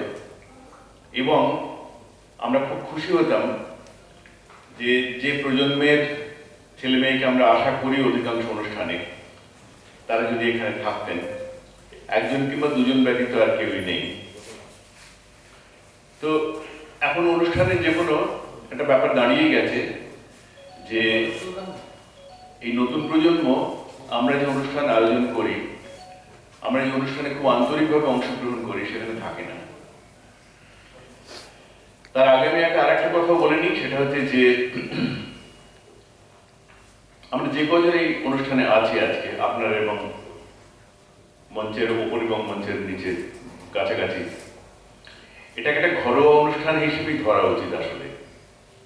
এবং ঘরোয়া অনুষ্ঠান হিসেবে এই প্রেক্ষাগৃহ না করে যদি ঘরোয়া হতো তাহলে বোধহয় একটু ভালোই হতো। এবং আমি আশা করব যে যার স্মরণে এবং জন্মদিন উপলক্ষে এই অনুষ্ঠান করা হচ্ছে শ্রী অশোক কুমার বন্দ্যোপাধ্যায়, পরবর্তীকালে এই ধরনের অনুষ্ঠান ঘরোয়া হোক প্রেক্ষাগৃহের বদলে, তাহলে আরো ভালো হবে বলে আমার ধারণা, এবং সেটাই হওয়া উচিত। তার কারণ হচ্ছে কি, আনুষ্ঠানিকতার দিকে যত আমরা যেতে শুরু করি তত দেখা যায় যে আমরা তত মার খাচ্ছি। সেখানে গোছা গোছা টাকা খরচ হয়, সেখানে শ্রোতা দর্শকরা যারা নেহাত আন্তরিক তারা এসে উপস্থিত হন, বাকিরা উপস্থিত হন না, এবং এইসব বাস্তবতাগুলোকে আমাদের এখন মেনে নিতে হবে দিনে দিনে। ঠিক সেই কারণেই এটা যে অনুষ্ঠানই হোক আর যাই হোক না কেন, আমি আপনাদের সামনে কথা বলতে এসেছি এখানে গল্প করার চলে, এবং শেষে বলেছি সেই কারণে এই অনুষ্ঠানকে গুরুগম্ভীর করে তোলার কোনো মানেই হয় না। বরং আপনারাও দু চার কথা বলুন, আমরাও দু চার কথা বলি, সকল মিলে এখানে একটা আড্ডা দেওয়া যাক, একটা হাসাহাসি করা যাক। ব্যাপারটা যদি এরকম হয় তাহলে বোধহয় সঠিক থেকে ভালো হয়। তাই করবোটা কি দেখুন না, অনুষ্ঠানে যে কোনো অনুষ্ঠানে, আমরা গাড়িতে আজকে আস্তে আস্তে আমাদের আলোচনা হচ্ছিল যে এটাকে অস্বীকার করার কিছুই নেই। দেখুন যে একটা যে কোনো অনুষ্ঠানে এখন শ্রোতা দর্শক কম থাকেন, কিন্তু অংশগ্রহণ করার লোক বেশি হয়, পারফর্মার বেশি, শ্রোতা দর্শক পাওয়া যায় না। আজকে যে অনুষ্ঠান 5টায় শুরুর কথা ছিল এবং আধ ঘন্টা দেরি করে শুরু করতে হলো, তার কারণ কিন্তু সেই জন্যই যে অনুষ্ঠানে শ্রোতা দর্শকরা আসছেন না। আপনারা কয়েকজন এসেছেন, আমরা কয়েকজন এসেছি, ঠিক সেই কারণে আমি বলেছি যে অনুষ্ঠানগুলো ঘরোয়া হওয়া উচিত। আর ভাষা টাষা ইত্যাদি নিয়ে আমরা ভাবনা চিন্তা করে যাচ্ছি, সবই ঠিক, এবং আমরা হয়তো করবো ভালো। আমার আগের বক্তারা যারা বলেছেন কিছু কিছু জিনিস তারা স্মরণ করিয়ে দিয়েছেন, কিন্তু স্মরণ করিয়ে বা কি হবে? আমরা কি মনে রাখবো? আমরা মনে রাখবো না। তার কারণ মনে না রাখার জন্য যে সমস্ত আয়োজন, সেগুলো সব হয়ে রয়েছে ক্রমশ। আমি কয়েকদিন আগে, আমি কিন্তু আপনাদের সামনে প্রথমে বলে রাখছি, সিরিয়াসলি নেবেন না আমার কথা, আমি আপনাদের সামনে খানিকক্ষণ গল্প করতে এসেছি, ঠিক সেরকম ভাবেই ধরে নেবেন। এটাকে ঠিক ভাষণ বললে হবে না, এটা একটু আলাপচারিতা কিংবা একটু কথোপকথন বলা যেতে পারে। এই যে মিডিয়া এখন এসে গেছে, তার ফলে দেখুন আমরা সবকিছু তো হাতের সামনে পেয়ে যাচ্ছি। আগে পত্রপত্রিকা পড়া, খবরের কাগজ পড়া, অনেক কিছু ব্যাপার ছিল। এখন একটা অদ্ভুত, এটা কি বলে, পরিসংখ্যান দেওয়া হয়। পরিসংখ্যান দেওয়া হয় কি দেখে? বইমেলা দেখে। বইমেলাতে গত বছরের তুলনায় এবছরে আরো 19 কোটি টাকা বেশি বই বিক্রি হয়েছে। তাতে কাঁচকলায় কি গেল, কি গেছে? কিছুই যায় আসেনি। ধরুন যে আমি এখানে আজকে বলতে এসেছি, আমাকে প্রধান অতিথি হিসেবে শ্রীপর্ণা আমন্ত্রণ জানিয়েছিল প্রায় 2 মাস আগে, কিন্তু আমি এখানে এসেছি কিন্তু একটা অন্যরকম টান আছে বলে আমি এসেছি। এবং তারপরে বইমেলার সময়টাও ছিলাম এদেশে। প্রসঙ্গত উল্লেখ করা দরকার যে আমি দীর্ঘকাল প্রবাসী, আমি থাকি না এদেশে, এবং এটুকুও দাবি করি প্রায় যে আমি হচ্ছে একমাত্র বাঙালি লেখক যে থাকে বিদেশে, লেখে বাংলাতে। সুতরাং আমার একটা অন্য ধরনের দুর্বলতা আছে। যাই হোক, এই যে বইমেলার কথা বললাম, ভাষা নিয়ে বড় বড় কথা বলে লাভটা কি আছে? 19 কোটি টাকা বই বিক্রি হয়েছে, তার পেছনে 2-3টে কারণ এবার ভেবে দেখুন। প্রথম কথা, বইয়ের দাম বেড়েছে। গত বছরে যা দাম ছিল তার থেকে দাম বেড়েছে বলে বইয়ের বিক্রির টাকার অঙ্ক বেশি হচ্ছে। বইমেলাতে বই লোকে কিনতে যায়, কিছু কিছু লোক বই কিনেও আনেন, পড়েন কজন? বই পড়ে না লোকে। ধারাবাহিকভাবে বইয়ের উদ্বোধন হয়। আমি থাকি না বলে দেশে, প্রতিবার যখন দেশে চলে আসি নভেম্বর মাসের মাঝে মাঝে দিক থেকে কয়েক মাস থাকি আর বহু জায়গাতে যাই, খানিকটা জনসংযোগ বাড়ানোর জন্যে, খানিকটা ভালো করে বুঝে নেওয়ার জন্য। নানান জায়গায় বিজনে, বয়ডা, কুলেখাড়া, আদ্রা, মাদ্রাল, কুচবিহার, ডায়মন্ড হারবার, বাঁকুড়া, নানান জায়গাতে যাই এবং গিয়ে গিয়ে সব জায়গাতেই দেখি এই একই চিত্র। কিন্তু দাদা আরেকটু অপেক্ষা করুন, দাঁড়ান শুরু করতে পারছে না এখনো, মানে যাদের নিয়ে শুরু করে তারা এসে পড়েছেন, যেমন আমরা সবাই এসে পড়েছি, কিন্তু বাকি কারা? আপনাদের মতন গুটি কয়। আমার মতে সব অনুষ্ঠানই ঘরোয়া হওয়া উচিত, সাহিত্য সংক্রান্ত অনুষ্ঠান সব ঘরোয়া হওয়া উচিত, তা তো হবে না, থাকবে না এগুলো। ধারাবাহিকভাবে বইয়ের উদ্বোধন হচ্ছে এবং সে কিরকম ভাবে জানেন, যে আমরা কয়েকজন এখানে বসে আছি, যেরকম ভাবে এখানে সবাই রয়েছেন, আর লাইন দিয়ে দাঁড় করানো হচ্ছে যারা নতুন লেখক লেখিকা কিংবা কবি, তাদের এক এক করে ডাকা হচ্ছে। তমালী রায়চৌধুরী বই উদ্বোধন করা হলো, চলে যাও, সরে গেল, ঠক ঠক ঠক ঠক করে যে কজন মঞ্চে আসেন তাদের সামনে একটা করে বই পড়ে গেল। দ্বিতীয় জন একজন আসেন, সনৎ কুমার দে, বই উদ্বোধন হয়ে গেল, হয়তো কৃষ্ণা করলেন কিংবা বিদাস্তা করছেন, এক এক দিন পর পর করে যাচ্ছেন, শ্যামলী করছেন, এই করে উদ্বোধন করছেন আর ঠক ঠক করে একটা করে বই পড়ে যাচ্ছে। এই চিত্র শহর কলকাতার বইমেলাতেও দেখে এলাম। জ্ঞানীগুণী মানুষরা তো বসেছেন, মঞ্চে আসীন হয়েছেন, এবং ওখানে তো বইমেলাতে একটা সুযোগ আছে যে ওখানে একটা হুজুগ উঠে গেছে, তো বইমেলা করে দীর্ঘকাল ধরে, সুতরাং কাতারে কাতারে লোক যায় গিয়ে গল্প করে সেলফি তোলে, ঠিক আছে, তুলুক, সেটা একটা তো উৎসবের ব্যাপার, ঠিক আছে। বই উপলব্ধ করে হচ্ছে বলে সেটাকে খুব মহান করে তোলা হয়, এই মহান করে তোলার কোনো মানেই হয় না। একটা আড্ডার জায়গা হোক, সেখানে লোক হবে। আমি দেখছিলাম বিপদটা কোনখানে, যে যারা মঞ্চে আসীন হয়ে রয়েছেন তাদের সামনে না বই উঁচু হতে শুরু করেছে। এখন ধারাবাহিকভাবে যারা আসছেন, বই উদ্বোধন হওয়ার পরে তাদের তো অতিথিদের একটা করে তো দিতে হবে, অতিথিদের সামনে একটা বই বাড়ছে কিন্তু, এবং হতে হতে শেষ পর্যন্ত 6 ইঞ্চি, 9 ইঞ্চি, 1 ফুট, 15 ইঞ্চি, 1.5 ফুট, 2 ফুট। আমার একটু রসিকতা করার স্বভাব আছে, বলেই ফেললাম, বাবার সঙ্গে একটা করে ঝুড়িও দিও, কেননা যারা এসছেন অতিথি তারা তো মাথায় করে তো নিয়ে যেতে হবে ঝুড়ি করে বইয়ের গোছা। এই চিত্র আপনারা কিন্তু যদি বিভিন্ন জায়গাতে যান আপনারা সকলেই দেখতে পাবেন। কিন্তু কথা হচ্ছে বই ছাপতে তো পয়সা লাগে, তাই না? তার একটা বাস্তব দিক আছে, তো কাগজ লাগে, ছাপা লাগে, বাঁধাই লাগে, আরো অনেক কিছু লাগে। এই বইগুলো অধিকাংশ হচ্ছে অপাঠ্য, এই বইগুলো কেউ পড়ে না, কিন্তু একটা প্রজন্ম তৈরি হয়েছে, একটা ক্লাস, একটা শ্রেণী তৈরি হয়েছে যারা বই লিখতে চান প্রচুর পরিমাণে। তারা নিজেরা পকেট থেকে পয়সা খরচ করেন।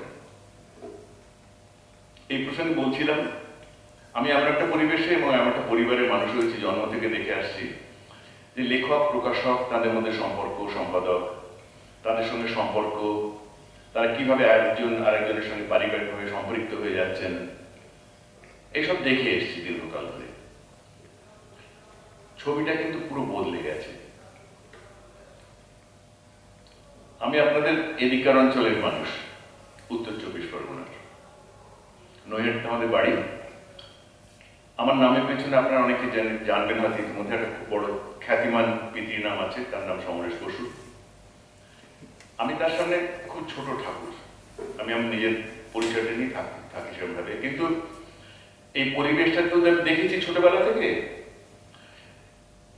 তখন মানে দারিদ্রের প্রথম স্তর কাটিয়ে, আমি আপনাদের সব গল্পই বলছি আর কিন্তু সব আড্ডার গল্প হচ্ছে, যে প্রথম আমাদের পারিবারিক দারিদ্রের সেই স্তরটা কাটানোর পরে তখন একটা আমাদের পাকা ঘর হয়েছে, নিচে পাকা ঘর হয়নি তখনও, সেখানে একটি অকিঞ্চিতকর মার রান্নাঘর, আর দোতলাতে একটি ঘর আছে, সেখানে বাংলা সাহিত্যের অন্যতম স্তম্ভ সম্রাট বসু কালকুট, তিনি লিখছেন।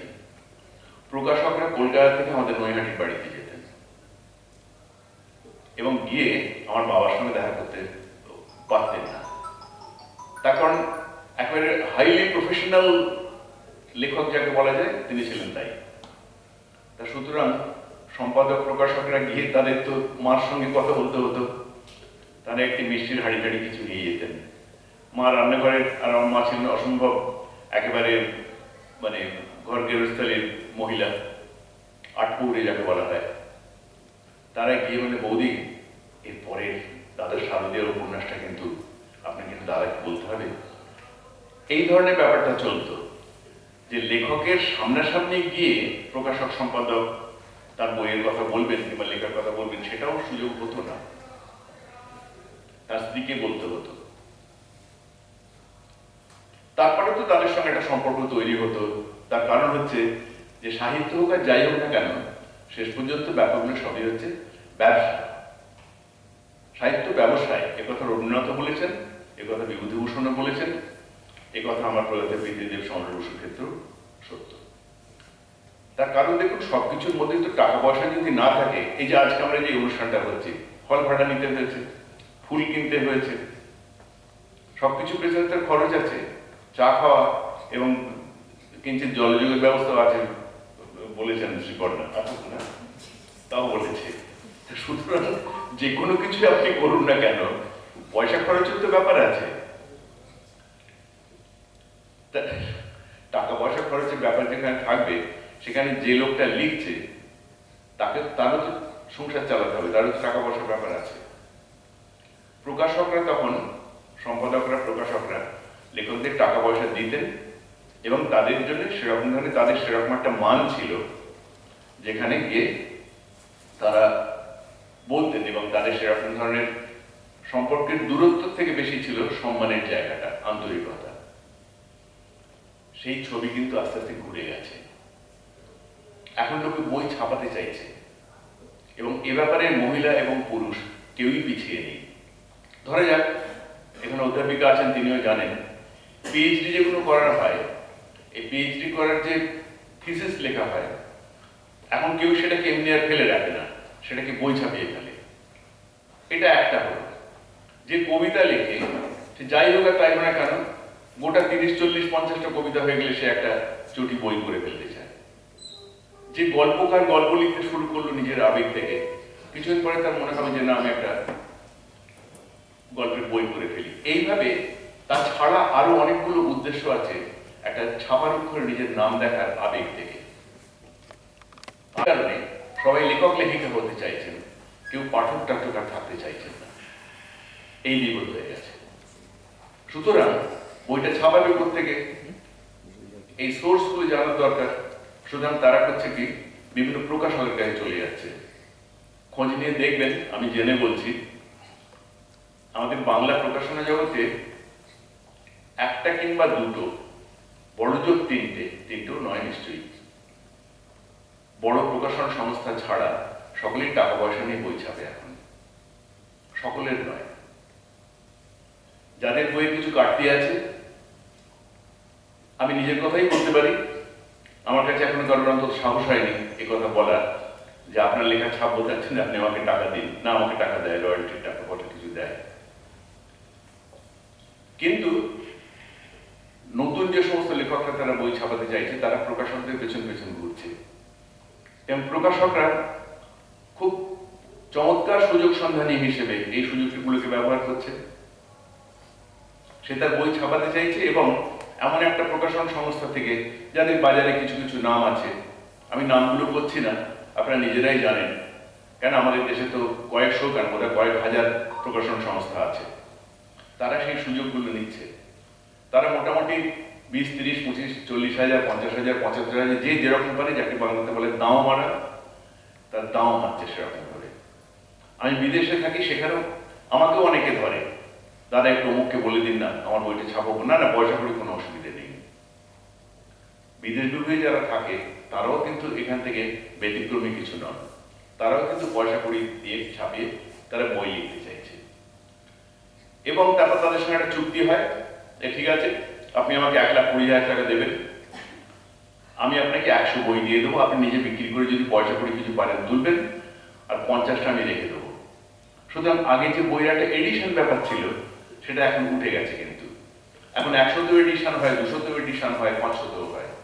সুতরাং কে কি ভাবছেন, আগে অরিজিনালি যেটা ছিল সেটা হচ্ছে যে আমার বাবাদের আমলে যেটা দেখেছি, মানে 1100 বই ছাপলে একটা এডিশন হতো, বিক্রি হয়ে যেত। 1100 ছাপার মধ্যে ধরে নেওয়া হতো যে 100টা যাবে এই বিজ্ঞাপনের জন্য, কি লেখকের কপি ইত্যাদি ইত্যাদি, আর 1000টা বই বিক্রি হবে। এই 1000টা বইয়ের বিক্রি পার্সেন্টেজ অনুযায়ী লেখককে দেওয়া হবে তার রয়্যালটি। প্রকাশক কিন্তু তারপরে নিশ্চয়ই লাভ করতেন, কারণ প্রকাশক তো ধান দুর্গতির ব্যবসা করতে নামেনি, তাই রোজগার করতে হবে তো। সেইভাবে কিন্তু ব্যবসাটা হতো তখন। আর এখন এই ব্যবসাটা 3 গুণ হয়ে গেছে। সুতরাং এখন লেখক যেভাবে থাকুন চাই না থাকুন, প্রকাশকরা, অনেক প্রকাশক আছেন যারা মোটামুটি 4 হুইলার গাড়ি চাপে এখন, তাদের বেশ ভালো রকম বড় বড় ফ্ল্যাট আছে। কিন্তু কথা হচ্ছে যে এই যে বইগুলো ছাপা হচ্ছে সেগুলো যাচ্ছে কোথায়? এই যাওয়ার পেছনেও কিন্তু একটা অদ্ভুত ধরনের কারিগরি বিষয়, যদি এটাকে রিসার্চ যদি করা যায় না, একটা অভূতপূর্ব জিনিস বেরিয়ে আসবে এখান থেকে। দেখা যাবে যে এই বইগুলো বিক্রি হচ্ছে, এই যে বইমেলাতে 19 কোটি বই বিক্রি হয়েছে, সুতরাং বই তো কিনছে লোকে, কিনে নিয়ে যাচ্ছে, কিন্তু ওই পর্যন্ত। একে খুশি করতে হবে বলে কিনছে, ওকে দিতে হবে বলে কিনছে, ওর ঘাড়ে গোছিয়ে দিতে হবে বলে কিনছে। নিয়ে যাওয়ার পরে বাড়িতে গেলে করে উফ বাবা বাঁচা এখান থেকে। লাইব্রেরি কিংবা কিছু আগে এখানে বইটই নিতে চাইতো, এ ধরনের বই তারাও নিতে চাইছে। আমার নিজের জীবনের ক্ষেত্রেই ঘটেছে এরকম। পড়বো কখন এত বই? আমার তো আরো পড়ার জিনিস আছে, তো বিশেষ কিছু জিনিস তো আমাকে পড়তে হবে। আমার নিজের লেখার জন্য তো আমাকে অনেক রেফারেন্স পড়তে হয়। আমি এই সময় দাদা আমার বইটা কিন্তু পড়বে, পড়ে শুধু তাই না, মাঝে মাঝে টেলিফোন, আমার বইটা দিয়েছিলেন আপনি ভুলেই গেছি গিয়ে, আমার বইটা দিয়েছিলেন আপনি পড়ে তো বললেন না, আপনার কিরম লেগেছে, মানে রাগ করছেন একেবারে। এভাবে তো বলা যায় না, ঘরোয়া আড্ডাতে এভাবে কথা বলা যায়, কিন্তু এগুলো বলা যায় না। এই করে করে বইয়ের সংখ্যা প্রচুর বেড়ে যায়, কিন্তু আসল বইয়ের সংখ্যা বাড়ে না। কৃষ্ণা উল্লেখ করেছেন ইতিপূর্বেই আন্তর্জাতিক ভাষা। হ্যাঁ, আমরা 5ম আন্তর্জাতিক ভাষা, অন্য একটি অনুষ্ঠানে কিছুদিন আগে এই নিয়ে আমরা একটা আলোচনা সভাতে বসিয়েছিলাম এবং সেখানেও আলোচনা হয়েছে আমাদের। 5ম আন্তর্জাতিক ভাষা একটা বিশাল ব্যাপার। বাংলা সাহিত্য বাংলা ভাষা 5ম আন্তর্জাতিক ভাষা কেন? তার কারণ হচ্ছে যে প্রায় 300 মিলিয়ন, মানে 30 কোটির কাছাকাছি পৃথিবীতে, 30 কোটির কাছাকাছি মানুষ, তারা বাংলা ভাষাতে কথা বলেন। সেই জন্য সুতরাং সংখ্যার দিক থেকে আমরা যেহেতু অনেকে বাংলা কথা বলি, সেই জন্য আমাদের ভাষা 5ম আন্তর্জাতিক ভাষা হিসেবে স্বীকৃতি পেয়েছে। কিন্তু এই স্বীকৃতির মানেটা কি দাঁড়িয়েছে? উন্নতি কিছু হয়েছে? কিচ্ছু হয়নি। আমাদের ভাষাতে উন্নতি তাছাড়া আর কিছুই হয়নি। আমাদের ভাষা তার কেউ নোবেল পুরস্কার পেয়েছে? পাবেও না কখনো। তার কারণ যদি কিছু পেতে হয় আমাদের ভাষাকে 5ম আন্তর্জাতিক ভাষা হওয়া সত্ত্বেও সেখানে শেষ পর্যন্ত সেটাকে অনুদিত হতে হয়, ট্রান্সলেটেড হতে হয়। তা নয়তো আমাদের ভাষার কোনো গুরুত্বই নেই। যেটুকু গুরুত্ব বাংলাদেশের জন্য, তখন বাংলাদেশের ওরা 17 কোটি প্রায়, আর আমরা 11 কোটি। তাহলে 17 আর 11 কত হলো? 28। এছাড়া এখন এই যে আমরা প্রায় 28 থেকে ছাড়িয়ে গিয়ে 29-30-এর দিকে যাচ্ছি, তার পেছনেও কারণ হচ্ছে যে পৃথিবীর আরো অন্যান্য জায়গাতে বাঙালি কিছু কিছু বাড়ছে। এবং বাঙালি বলতে শুধু যে আমরা হিন্দু বাঙালিরাই তো না, অন্যান্য ধর্মীয় বাঙালিও আছেন এবং তারা বোধহয় আর বেশি করে বাড়ছেন। সেই জন্য এই সংখ্যাটা বেড়ে যাচ্ছে। কিন্তু কোয়ালিটি বাড়ছে কোথায়? যতদিন পর্যন্ত কোয়ালিটি বাড়ছে ততদিন পর্যন্ত আমাদের স্বীকৃতি পেয়েও লাভ কিছুই নেই। থাকবে কি বাংলা ভাষা ভবিষ্যতে? বিদস্তা বলেছেন যে অনেকগুলো করে ভাষা প্রতিদিন মরে যাচ্ছে। আমার তো এখন থেকেই মনে হয় যে হ্যাঁ, আমি এই ভাষাটা চর্চা করি, এই ভাষা নিয়ে আমরা প্রচুর আবেগের কথা বলি, জীবনানন্দ বলি, রবীন্দ্রনাথ বলি, অনেক কিছু বলি, সবই ঠিক। কিন্তু বাস্তব জায়গাটা যেখানে এসে দাঁড়াচ্ছে, ভবিষ্যতে যদি এই ভাষার কোনো অস্তিত্ব না থাকে আমাদের কিছু বলার থাকবে না। কিন্তু সেটা হয়তো হবে না। তার কারণ এই যে সংখ্যা একটা গুরুত্বপূর্ণ ব্যাপার। সেখানে অনেক মানুষ রয়েছে যারা বাংলা ভাষাতে কথা বলে, কিন্তু বাংলা ভাষা নিয়ে কথা বলার জন্য রবীন্দ্রনাথ খুব বড় করে অনেকদিন আগে 1931 সালে একটা খুব বড় প্রবন্ধে ভালো করে লিখে গেছেন। সব তো পড়িনি, কিন্তু কিছু কিছু জায়গা আমি ওদেশে থাকি বলে ডাক্তারি ছাড়ার পর থেকে এখন পড়ার সময় পাই, জায়গাগুলো আন্ডারলাইন করে করে রেখে দিই। 1931 খ্রিস্টাব্দে রবীন্দ্রনাথ বলে গিয়েছিলেন যে আমাদের এমনই অবস্থা, ভাবুন 1931, প্রায় 100 বছরের কাছাকাছি, তখন বলে গিয়েছেন, একে বলে দূরদর্শিতা, যে আমাদের বাংলা ভাষা উচ্চশিক্ষার ভাষা নয়, আমাদের বাংলা ভাষা অর্থ রোজগারের ভাষা নয়, আমাদের বাংলা ভাষা দিয়ে আমরা পৃথিবীর অন্যান্য কোনো জায়গাতে তাদের সঙ্গে সম্পর্ক স্থাপন করতে পারি এমন ভাষা আমাদের নয়। এরকম আরো 2-3টে উদাহরণ দেওয়ার পরে বলেছেন, কিন্তু বাংলা আমাদের মাতৃভাষা। যেহেতু আমরা আমার মাকে ছাড়তে পারি না, ঠিক সেই কারণে আমরা বাংলা ভাষাটাকেও ছাড়তে পারি না। এর পরের কথাটা আমাদের বলতে হবে, সেটা হচ্ছে এই যে আমরা মাতৃভাষা হিসেবে যে আবেগটা নিয়ে বসে আছি, যে আবেগটা ধরে রেখেছি, এবং যে আবেগ নিয়ে আমরা অনুষ্ঠান করি, উৎসব করি, নানান কথা বলি, আবেগ দিয়ে কি সত্যি কথা বাস্তবতাকে আমরা প্রমাণ করতে পারবো?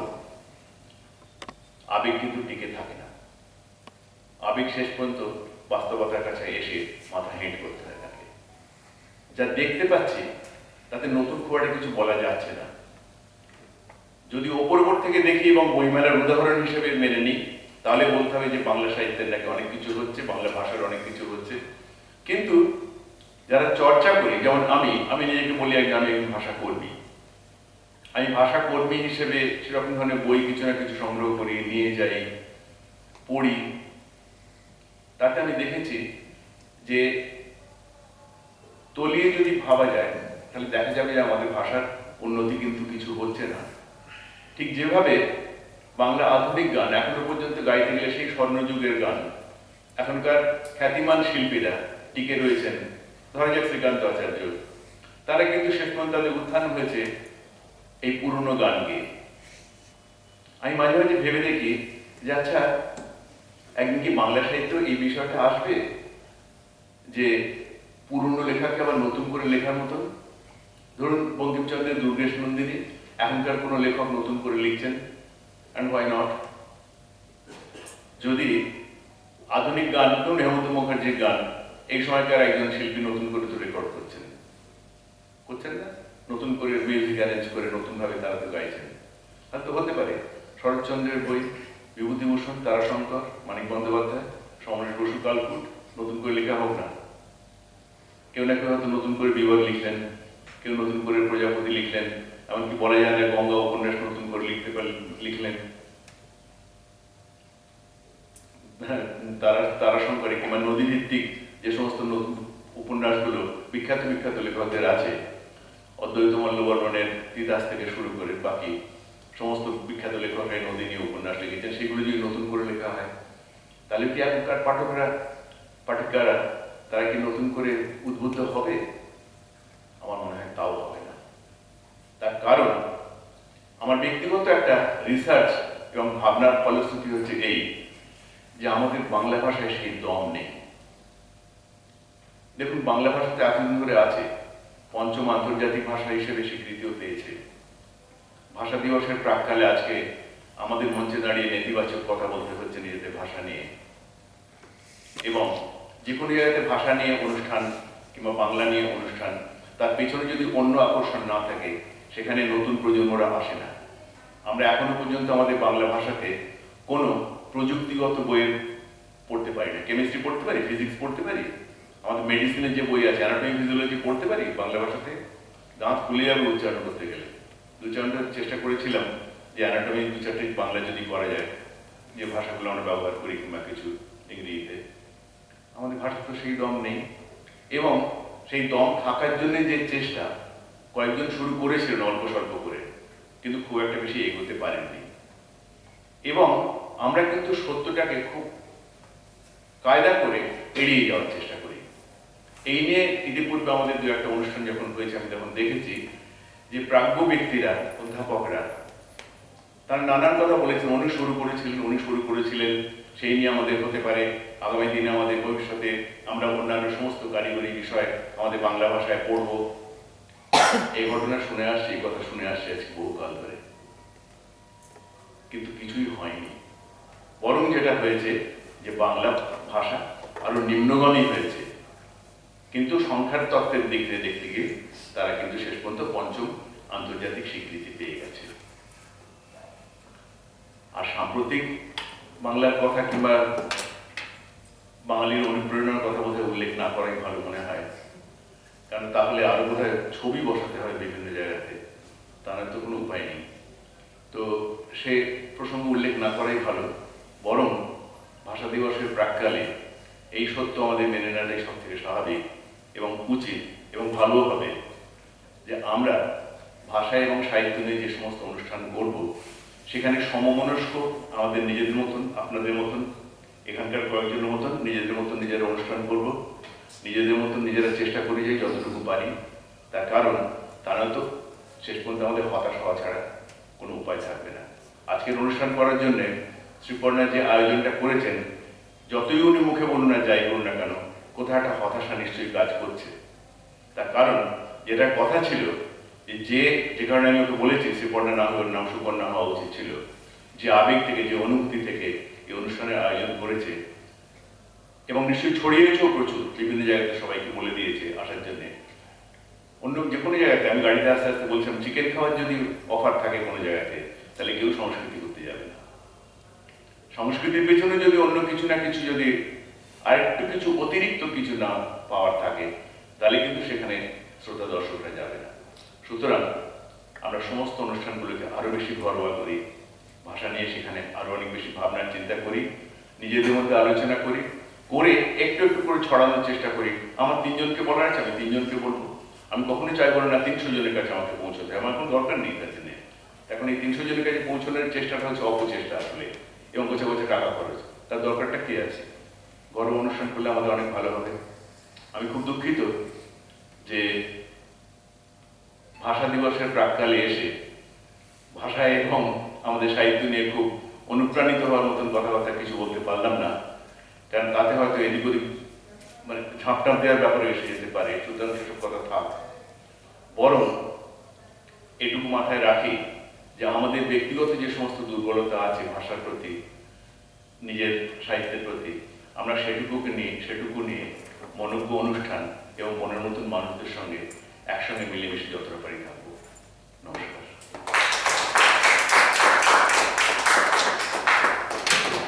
যার লেখা আছে সেই গণপতিদা, তিনি কিন্তু আমার আমন্ত্রণ গ্রহণ করেছেন। তাকেও সেখানে গিয়ে অনেক কিছু হয়তো কি বলবো, স্টার্টারগুলো ফসকাতে হবে, কোল্ড ড্রিঙ্কস ফসকাতে হবে, তবু তিনি এসেছেন, আমি ধন্যবাদ জানাই। তারপরে আমাদের যিনি দেখেন উপেক্ষিতা লেখাও নেই, তার পারফরমেন্সের কথাটা ইয়েতে লেখাও মানে কার্ডের মধ্যে নেই। আমি বলেছিলাম কল্পচক্র থেকে গ্রুপে দিয়েছিলাম বেশ কয়েকবার, উনি নিজে থেকে এসেছেন, আমার ভীষণ ভালো লাগছে। আর এরকম আরো কয়েকজন এসেছেন, আমার হাজবেন্ডের বন্ধু এবং কলিগ সুব্রত দা, ওনার ছেলের মেয়ের বিয়েতে প্রথম গিয়েছিলাম, ওনার ওখানেই আলাপ সুব্রত দা এবং তার মিসেসের সাথে। তার বইয়ের নামটাও আমার মনে নেই। তিনি এসেছেন, ধন্যবাদ। তিনি হয়তো আমার 16 বছরের তপস্যাকে একটু গুরুত্বপূর্ণ মনে করেছেন বলেই তিনি বা একসময় ধানসিং লিঙ্গ সন্ত্রাস এই বইগুলো করেছেন। আমি কিন্তু পিএইচডি করিনি দাদা, আমি একদম নিজের প্রাণের তারিখ থেকে করেছি, যে প্রাণের তারিখ থেকে আজকে সঙ্গীটাকে খুঁজে নিয়েছি। কোনো বিজ্ঞাপন দেখিনি, কোনো ওইগুলো স্ট্যাচি স্টোরি করা ফেসবুকে যে ভাসে যে আমরা এই করেছি ওই করেছি, 4 বছরের বাচ্চাকে এরকম দেখেছি, সেরকম কোনো বিজ্ঞাপন আমাদের আসেনি।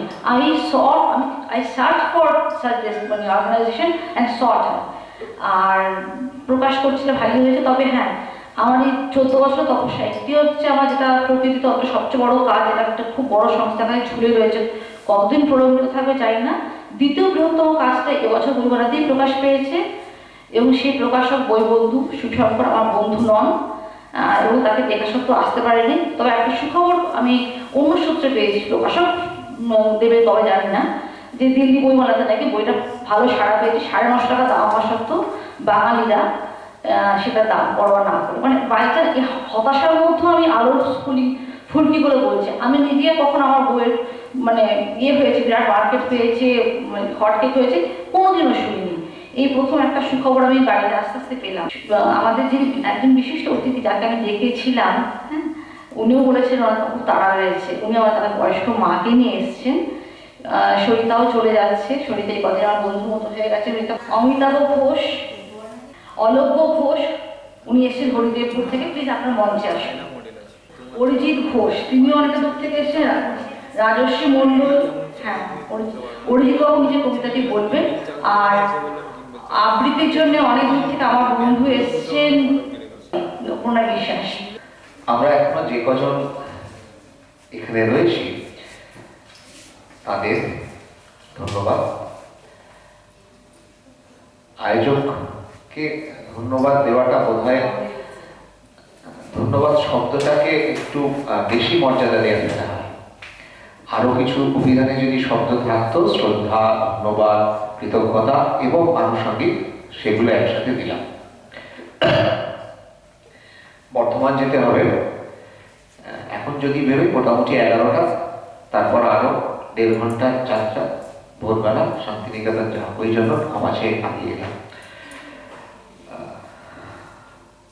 আন্তর্জাতিক ভাষা দিবসের 26তম বর্ষের প্রাক সন্ধ্যায় আমার বাংলা ভাষাকে, আমার মাতৃভাষাকে শ্রদ্ধা জানিয়ে একটা লেখা। 2000 সালে 188টা দেশ এই ভাষা চর্চা শুরু করেছিল, এখন 191টা দেশ তার আন্তর্জাতিক মাতৃভাষা দিবস পালন করে। নাম দিয়েছি 21 গোধূলি। আমি সেই সভ্যতার নাগরিক যে সমাজে রোজ গায়ে চলায় বর্ণমালার শব, যেখানে মাতৃভাষার আগুন পোহায় নবপ্রাণ। যারা মনে রাখেনি এ আগুনের ইতিহাস, তারা জানে না একদিন মায়ের শব্দরা বিদ্রোহী হয়েছিল, ভেঙেছিল নিষেধের প্রাচীর। সর্বনেরা দীপ্ত হয়ে দাঁড়িয়েছিল মৃত্যুর মুখোমুখি। শ্বাসরোধ করে তাদের কথায় পরানো হয়েছিল শৃঙ্খল। কিন্তু দস্যুরা জানত না ধ্বনি, উচ্চারণ, উৎসারিত আলো তাকে কে থামাবে। তার শিরায় শিরায় ছুটেছিল প্রত্যয়ের ঢেউ, চোখে ছিল আগুনের উজ্জ্বলতা। মৃত্যুকে ছায়া করে একসাথে হেঁটেছিল, তবুও পিছিয়ে যায়নি কোনো অক্ষর। রক্তে লিখেছিল মা বলার প্রতিজ্ঞা। আমার ভিতরের শহরে আজও শোকের চাদর জড়িয়ে হেঁটে যায় কিছু অক্ষর। উঁকি দেয় মা, জরায় আক্রান্ত। না, 21শে ফেব্রুয়ারি শুধু তারিখ নয়, অমর, অবিনশ্বর, আত্মমর্যাদার শপথের দিন। যারা নিঃশেষ হয়েছিল ধ্বনির জন্য, তাদের নীরবতা আজ মাতৃভাষার উচ্চারণ শেখায়। নমস্কার। বর্ণিল মুখার্জি। এরপরে আমি ডেকে নিচ্ছি রাজশ্রী মণ্ডলকে, তিনি তার যেটি পাঠ করার করবেন। কৃতজ্ঞতা জানাই যে এরকম একটা মনোজ্ঞ অনুষ্ঠানে আমি আসতে পারলাম। বারবার ইমেল করেছিলেন ওনারা। আমি একটা ছোট অনুগল্প পাঠ করছি। গল্পটির নাম হচ্ছে চালক। আমি ইন্ডিপেন্ডেন্ট ফিল্ম বানাই আর একটু আধটু লেখালেখি করি, এই যা। আমি সাইকেল চালাতাম, দেখলাম সবাই বাইক চালাচ্ছে। একটু চালানোর চেষ্টা করতেই শিখে গেলাম। বাইক চালাতে চালাতে দেখলাম বাইকের থেকে 3 চাকার গাড়ি আরো লাভজনক। টেম্পো চালাতে শিখলাম। এই লাভজনক পথ ধরে ক্রমাগত যথাক্রমে 4 চাকা থেকে 6 চাকা, ট্রাক্টর থেকে ট্যাক্সি, বাস, লরি, কোনোটাই বাদ দিলাম না। এবার ঠিক করলাম জাহাজ চালাবো, এটা আরো বেশি লাভজনক। জাহাজ চালাতে যাব এমন সময় মাথার উপর দিয়ে হুশ করে একটা উড়োজাহাজ বেরিয়ে গেল।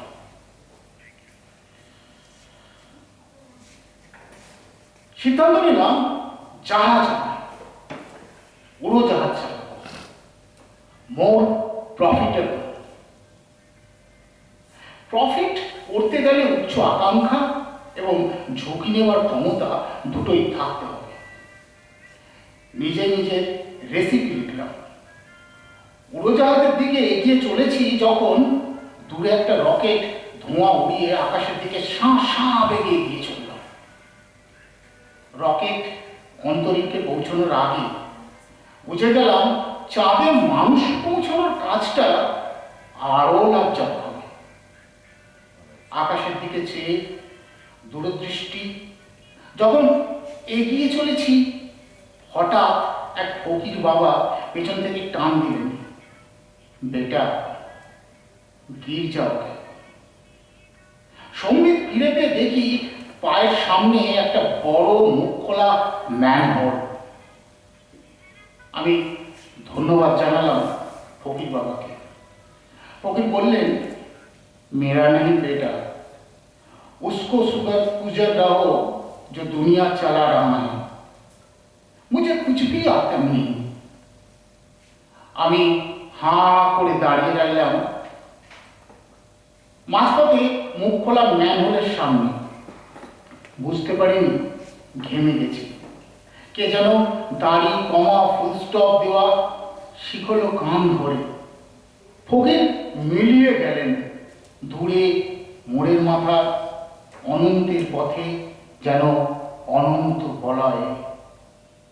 আর যেন শিখিয়ে গেল লাভ লোকসানের দৃষ্টি থাকলে নিজেদের অবস্থানের দৃষ্টি হারিয়ে যায়।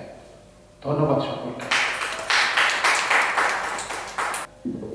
অনেক ধন্যবাদ। এরকম একটা সুন্দর গল্প শোনার জন্য সত্যি একটা ঘরোয়া পরিবেশই দরকার। এরকম করে ফাঁকা সভাঘর নয়।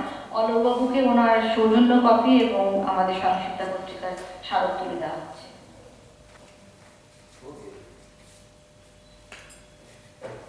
এবার ডেকে নিচ্ছি আমি গণপতিদাকে।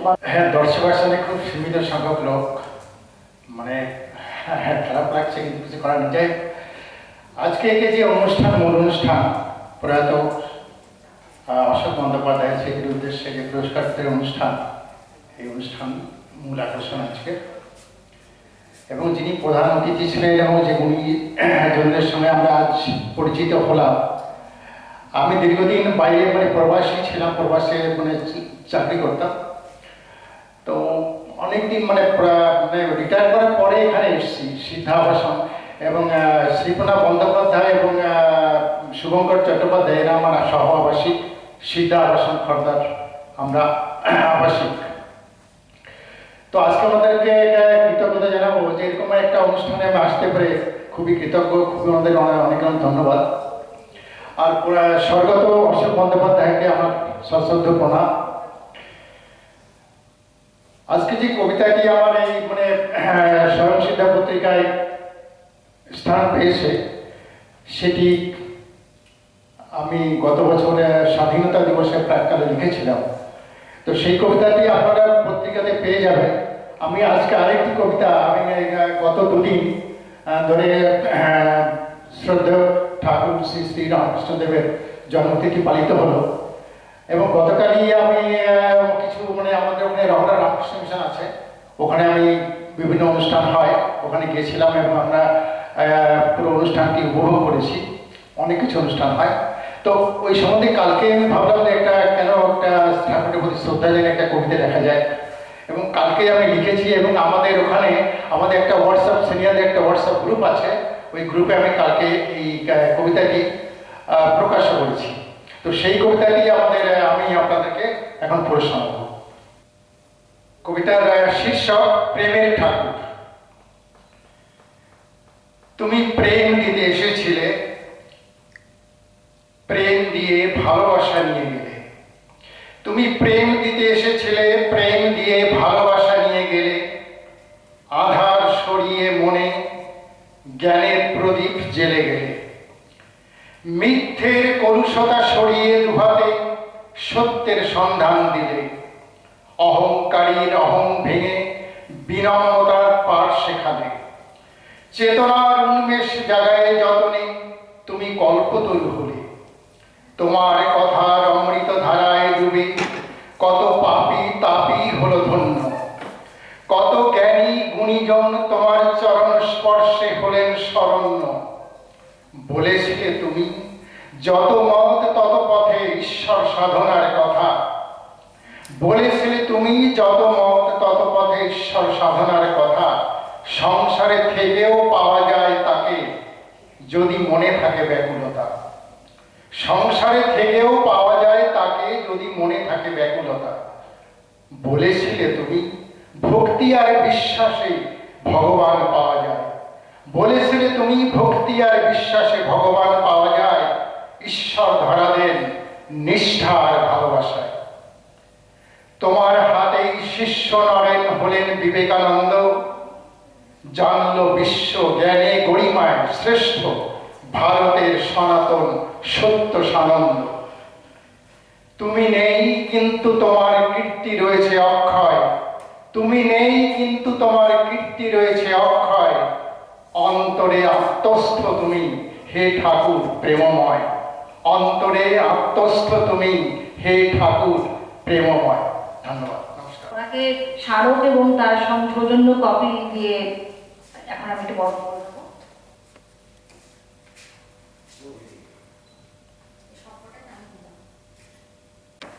আমি কালকে 21শে ফেব্রুয়ারি, তা ভাষা দিবস, সেই হিসেবে আমি একটা কবিতা পাঠ করতে চাই। জানি না সেটা ঠিক হবে কিনা, তাও আমার নিজের লেখা, যে যতটুকু লিখতে পেরেছি। আপনারা যদি ভুল ভ্রান্তি কিছু হয়ে থাকে নিজ গুণে ক্ষমা করে দেবেন। কবিতাটা পাঠ করছি। ভবিষ্যৎ কবিতার প্রতি প্রকৃতি। কত শতাব্দী হেঁটে এসেছো দুয়ারে, তোমাকে নিয়ে কত কাটা ছেঁড়া, কত রক্তারক্তি। এক মুহূর্তের জন্য থেমেছে কি তোমার কলম? তুমি ছুটে চলেছো অবিরাম বাধার পাহাড় ঠেলে, বিশ্বব্যাপী বিজয় তোরণ তোমার যাত্রা পথে। কবিতা, তোমায় দিলাম ছুটি, খুঁজবো না আর তোমাকে। সবার মাঝে চেনা হয়ে ধরা দেবে কি বিশ্বলোকে? শহরের কংক্রিটের ভিড়ে হারিয়ে গেছে কবিতার ভাষারা। আধুনিকতার দৌড়াতে টুকটাক ঝরে পড়ে না গাছের পাতারা। শব্দেরা এলোমেলো হয়ে বন্দি, দিনে দিনে কড়ির মতো শব্দগুলো আচ্ছা হয়ে ছেয়ে যায় মহানগরের নির্জন রাতে। ভাঙা গড়ার খেলাতে কেটে যায় বেলা, কথার মাঝে কথা সাজিয়ে আমরা হয়ে যাচ্ছি পাগল পাড়া। কলমই হোক প্রতিবাদের ভাষা, আগামীর পুরস্কার, কথা দিয়ে ভেঙে ফেলি কুসংস্কারের বেড়াজাল। শব্দ জব্দ কল্প মিলে রচি আগামীর কবিতা। ডানায় ভর করে এগিয়ে চলি, দেখি নতুন এক কবিতা। নমস্কার। একটা অনুষ্ঠান আপনারা যে করছেন, সবচেয়ে বড় কথা আমার বাবাও মারা গেছেন, বেশ অনেক বছর হয়েছে।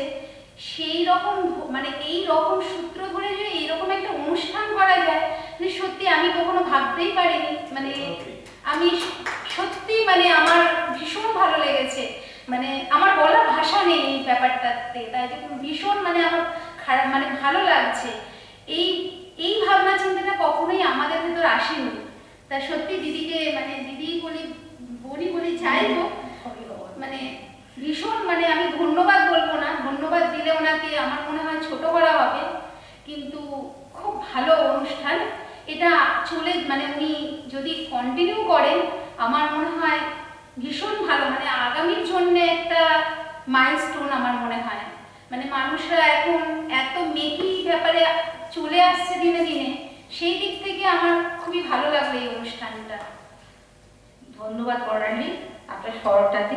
আর এই প্রসঙ্গে মনে পড়েছে, আমি কিন্তু বিশেষ নতুন কিছু করিনি, আমিও প্রচুর স্মৃতি সাহিত্য পুরস্কার পেয়েছি। আর সামনেই বসে আছে আমার এখন এক প্রকাশক না প্রিয় বান্ধবী কোনটা বলবো জানি না, তার মায়ের নামে সোনালী ঘোষাল পুরস্কার পেয়েছিলাম। সমরনাথ চট্টোপাধ্যায়, উপেক্ষিত সমরনাথদাকে অনেক অনেক ধন্যবাদ। উনি এসে উনি যেটা পাঠ করতে চান প্লিজ বলুন। তারপর আমার বন্ধু অপর্ণা। নমস্কার সবাইকে, শুভ সন্ধ্যা। আমি অ্যাকচুয়ালি গল্পচক্রের একটা পোস্টার থেকে এটা দেখেছি এবং সুপর্ণাকে আমি আগে থেকে চিনতাম, গল্পচক্রে অনেকবার দেখা হয়েছে। তো আমি ভাবলাম যখন সুপর্ণার অনুষ্ঠান তখন নিশ্চয়ই অনুষ্ঠানটা ভালোই হবে, সেই জন্য আমি খুব আগ্রহ নিয়ে এসেছি। এবং কিন্তু ওই অনুগল্প, পরমানুগল্প এই শব্দগুলোতে খুব স্বাচ্ছন্দ্য নেই। আমার মনে হয় আমি সহমত নই যে একটা গল্পকে অনুগল্প বলবো, একটা গল্পকে পরমানুগল্প বলবো বলে আলাদাভাবে দাঁড়িয়ে দেবো, সেই ব্যাপারটাও আমি সহমত নই। আমি ছোট গল্প মানে ছোট গল্পই, এবং একদমই ছোট গল্প, এক কথার গল্প। তো সেটাই আমি এখন পড়ে শোনাবো। আমার গল্পের শিরোনাম হচ্ছে প্রজাপতি। রাত্রে ঘুম আসছিল, বিছানায় শুয়ে শুয়ে এপাশ করছি, শরীরে এক আনচান ভাব, মনের সূক্ষ্ম স্নায়ুগুলোয় অজানা অস্থিরতা, চোখের পাতায় ভারী মেঘ, বুকের উপর গন্ধমাদন পাহাড়, নীল সবুজ গন্ধ ছড়িয়েছে ঘরময়। অন্ধকারে ঘুরে বেড়াচ্ছে একটা প্রেমহীন চামচিকে, তার উড়ে বেড়ানো বৃত্তের আকৃতি হতাশারই অনুবন্ধী। সে আমার সহমর্মীয়, সে তীর বেগে চক্রাকারে ঘুরছে আর বলছে, জাগো জাগো, জাগতে শেখো। এটা বাজে কথা শোনার আমার সময় নেই, ঘুমের জন্য আপ্রাণ চেষ্টায় আছি, বলে কিনা জাগো জাগো, পড়তো পড়। চামচিকেটা বলে উঠলো, এই মানুষ জাতিটা ঘুমিয়ে ঘুমিয়ে জীবনের অর্ধেক কাটিয়ে দেয়, একটা অকর্মণ্য জীব, প্রাণী জগতের কলঙ্ক। এই শোন, অঙ্কটা ভালো করে শেখ, তারপরে সব কপচাবি। কেন, আমি কি ভুল বললাম? এটা অর্ধেক নয়, 1/3 অঙ্কের হিসেবে। হ্যাঁ, জীবনের 1/3 সময় আমরা ঘুমিয়েই কাটাই। অঙ্ক নিয়ে সব ভুলভাল বকিস না তো। ও বললো, অঙ্ক নিয়ে তো বুক ফোলাচ্ছ, তাহলে অঙ্কে ফেল মারলে কেন? কেন আবার পরীক্ষার সময় ইন্টিগ্রেশন, ডিফারেন্সিয়েশন, স্ট্যাটিস্টিক্স সব কোন গুবলেট হয়ে গেল? দেখে তুই ওসব বুঝবি না, তাহলে বেসিক অঙ্কে ভুল বলবি। ওই বেসিকেই তো তোমাদের গন্ডগোল, যাকে বলে ঘোড়ায় গেল। শুনে চড়ানো করে মাথায় রক্ত উঠে গেল, বিছানা থেকে উঠে বসতে গেলাম, মাথাটা বনমন করে ঘুরে উঠলো। পরীক্ষার রেজাল্টটা চোখের সামনে পাই পাই করে উড়ে বেড়াতে লাগলো। অঙ্কের দুটো পেপারই ফেল, ভাবা যায়? কেন মন হলো? চামচিকেটা বলে উঠলো, তোমাকে মনে পড়ছে? ওই তো যত নষ্টের গোড়া। তোমাকে খেলালো, শুভকে খেলালো, তারপর তোমাদের কলা দেখিয়ে কবিরকে সঙ্গে নিয়ে লন্ডনে ধাম। তোমরা দুজনেই গাড্ডু মারলে, প্রেমেও ফেল, অঙ্কেও ফেল। ভেবে দেখলাম ঠিকই বলেছে। মনে মনে প্রেমাকে রাগ আর দুঃখ মেশানো দুটো কাঁচা খিস্তি করলাম। পরের দিন শুভর সঙ্গে গঙ্গার ঘাটে গিয়ে বসলাম, দুজনে গঙ্গার দিকে তাকিয়ে পরস্পরের চোখ নাচালাম।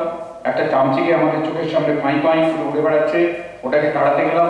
ফুস ফুস আওয়াজ শুনে চামচিকেটা গঙ্গার উপর দিয়ে উড়ে যেতে যেতে একটা প্রজাপতি হয়ে গেল।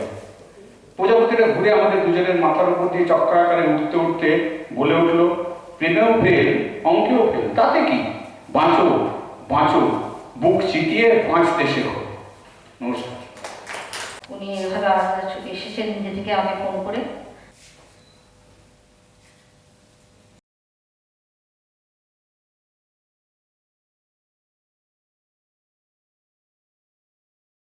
অমিতাভ ঘোষ।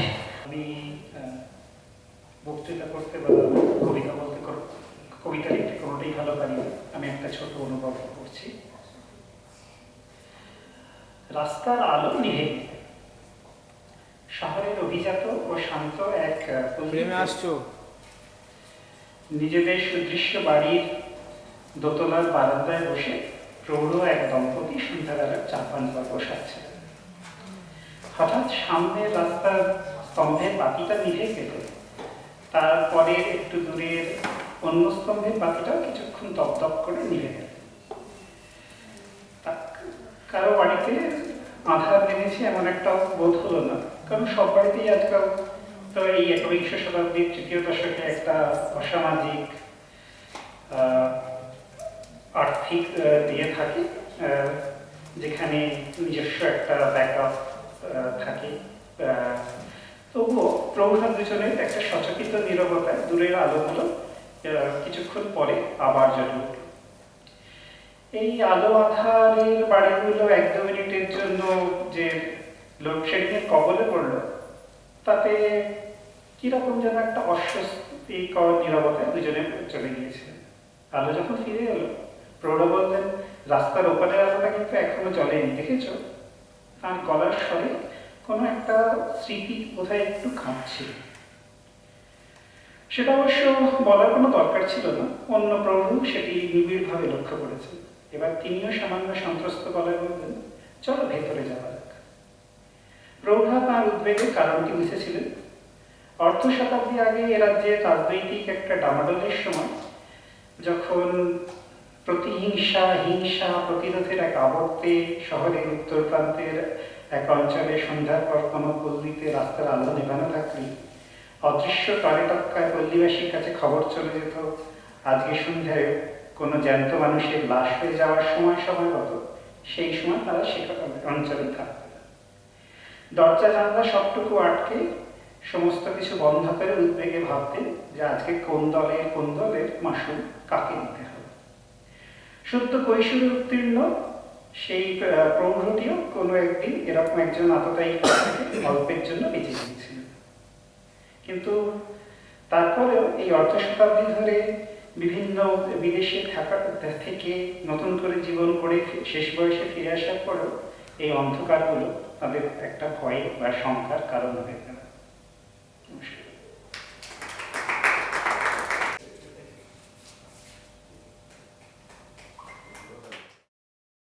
ফিরে এসো টুম্পা, কবি শ্রীপর্ণা বন্দ্যোপাধ্যায়। টুম্পা, তোমার দুটো চোখে ক্ষুধা। গ্রামের সরল মেয়ে টুম্পা, তুমি দেখতে চাইছো কলকাতা চোখ চেয়ে। তুমি তো জেনেছ অভাবী কুলের পতাকার রং লাল। দেখতে পাওনি সবুজ কুমিরে ভরে আছে কত খাল।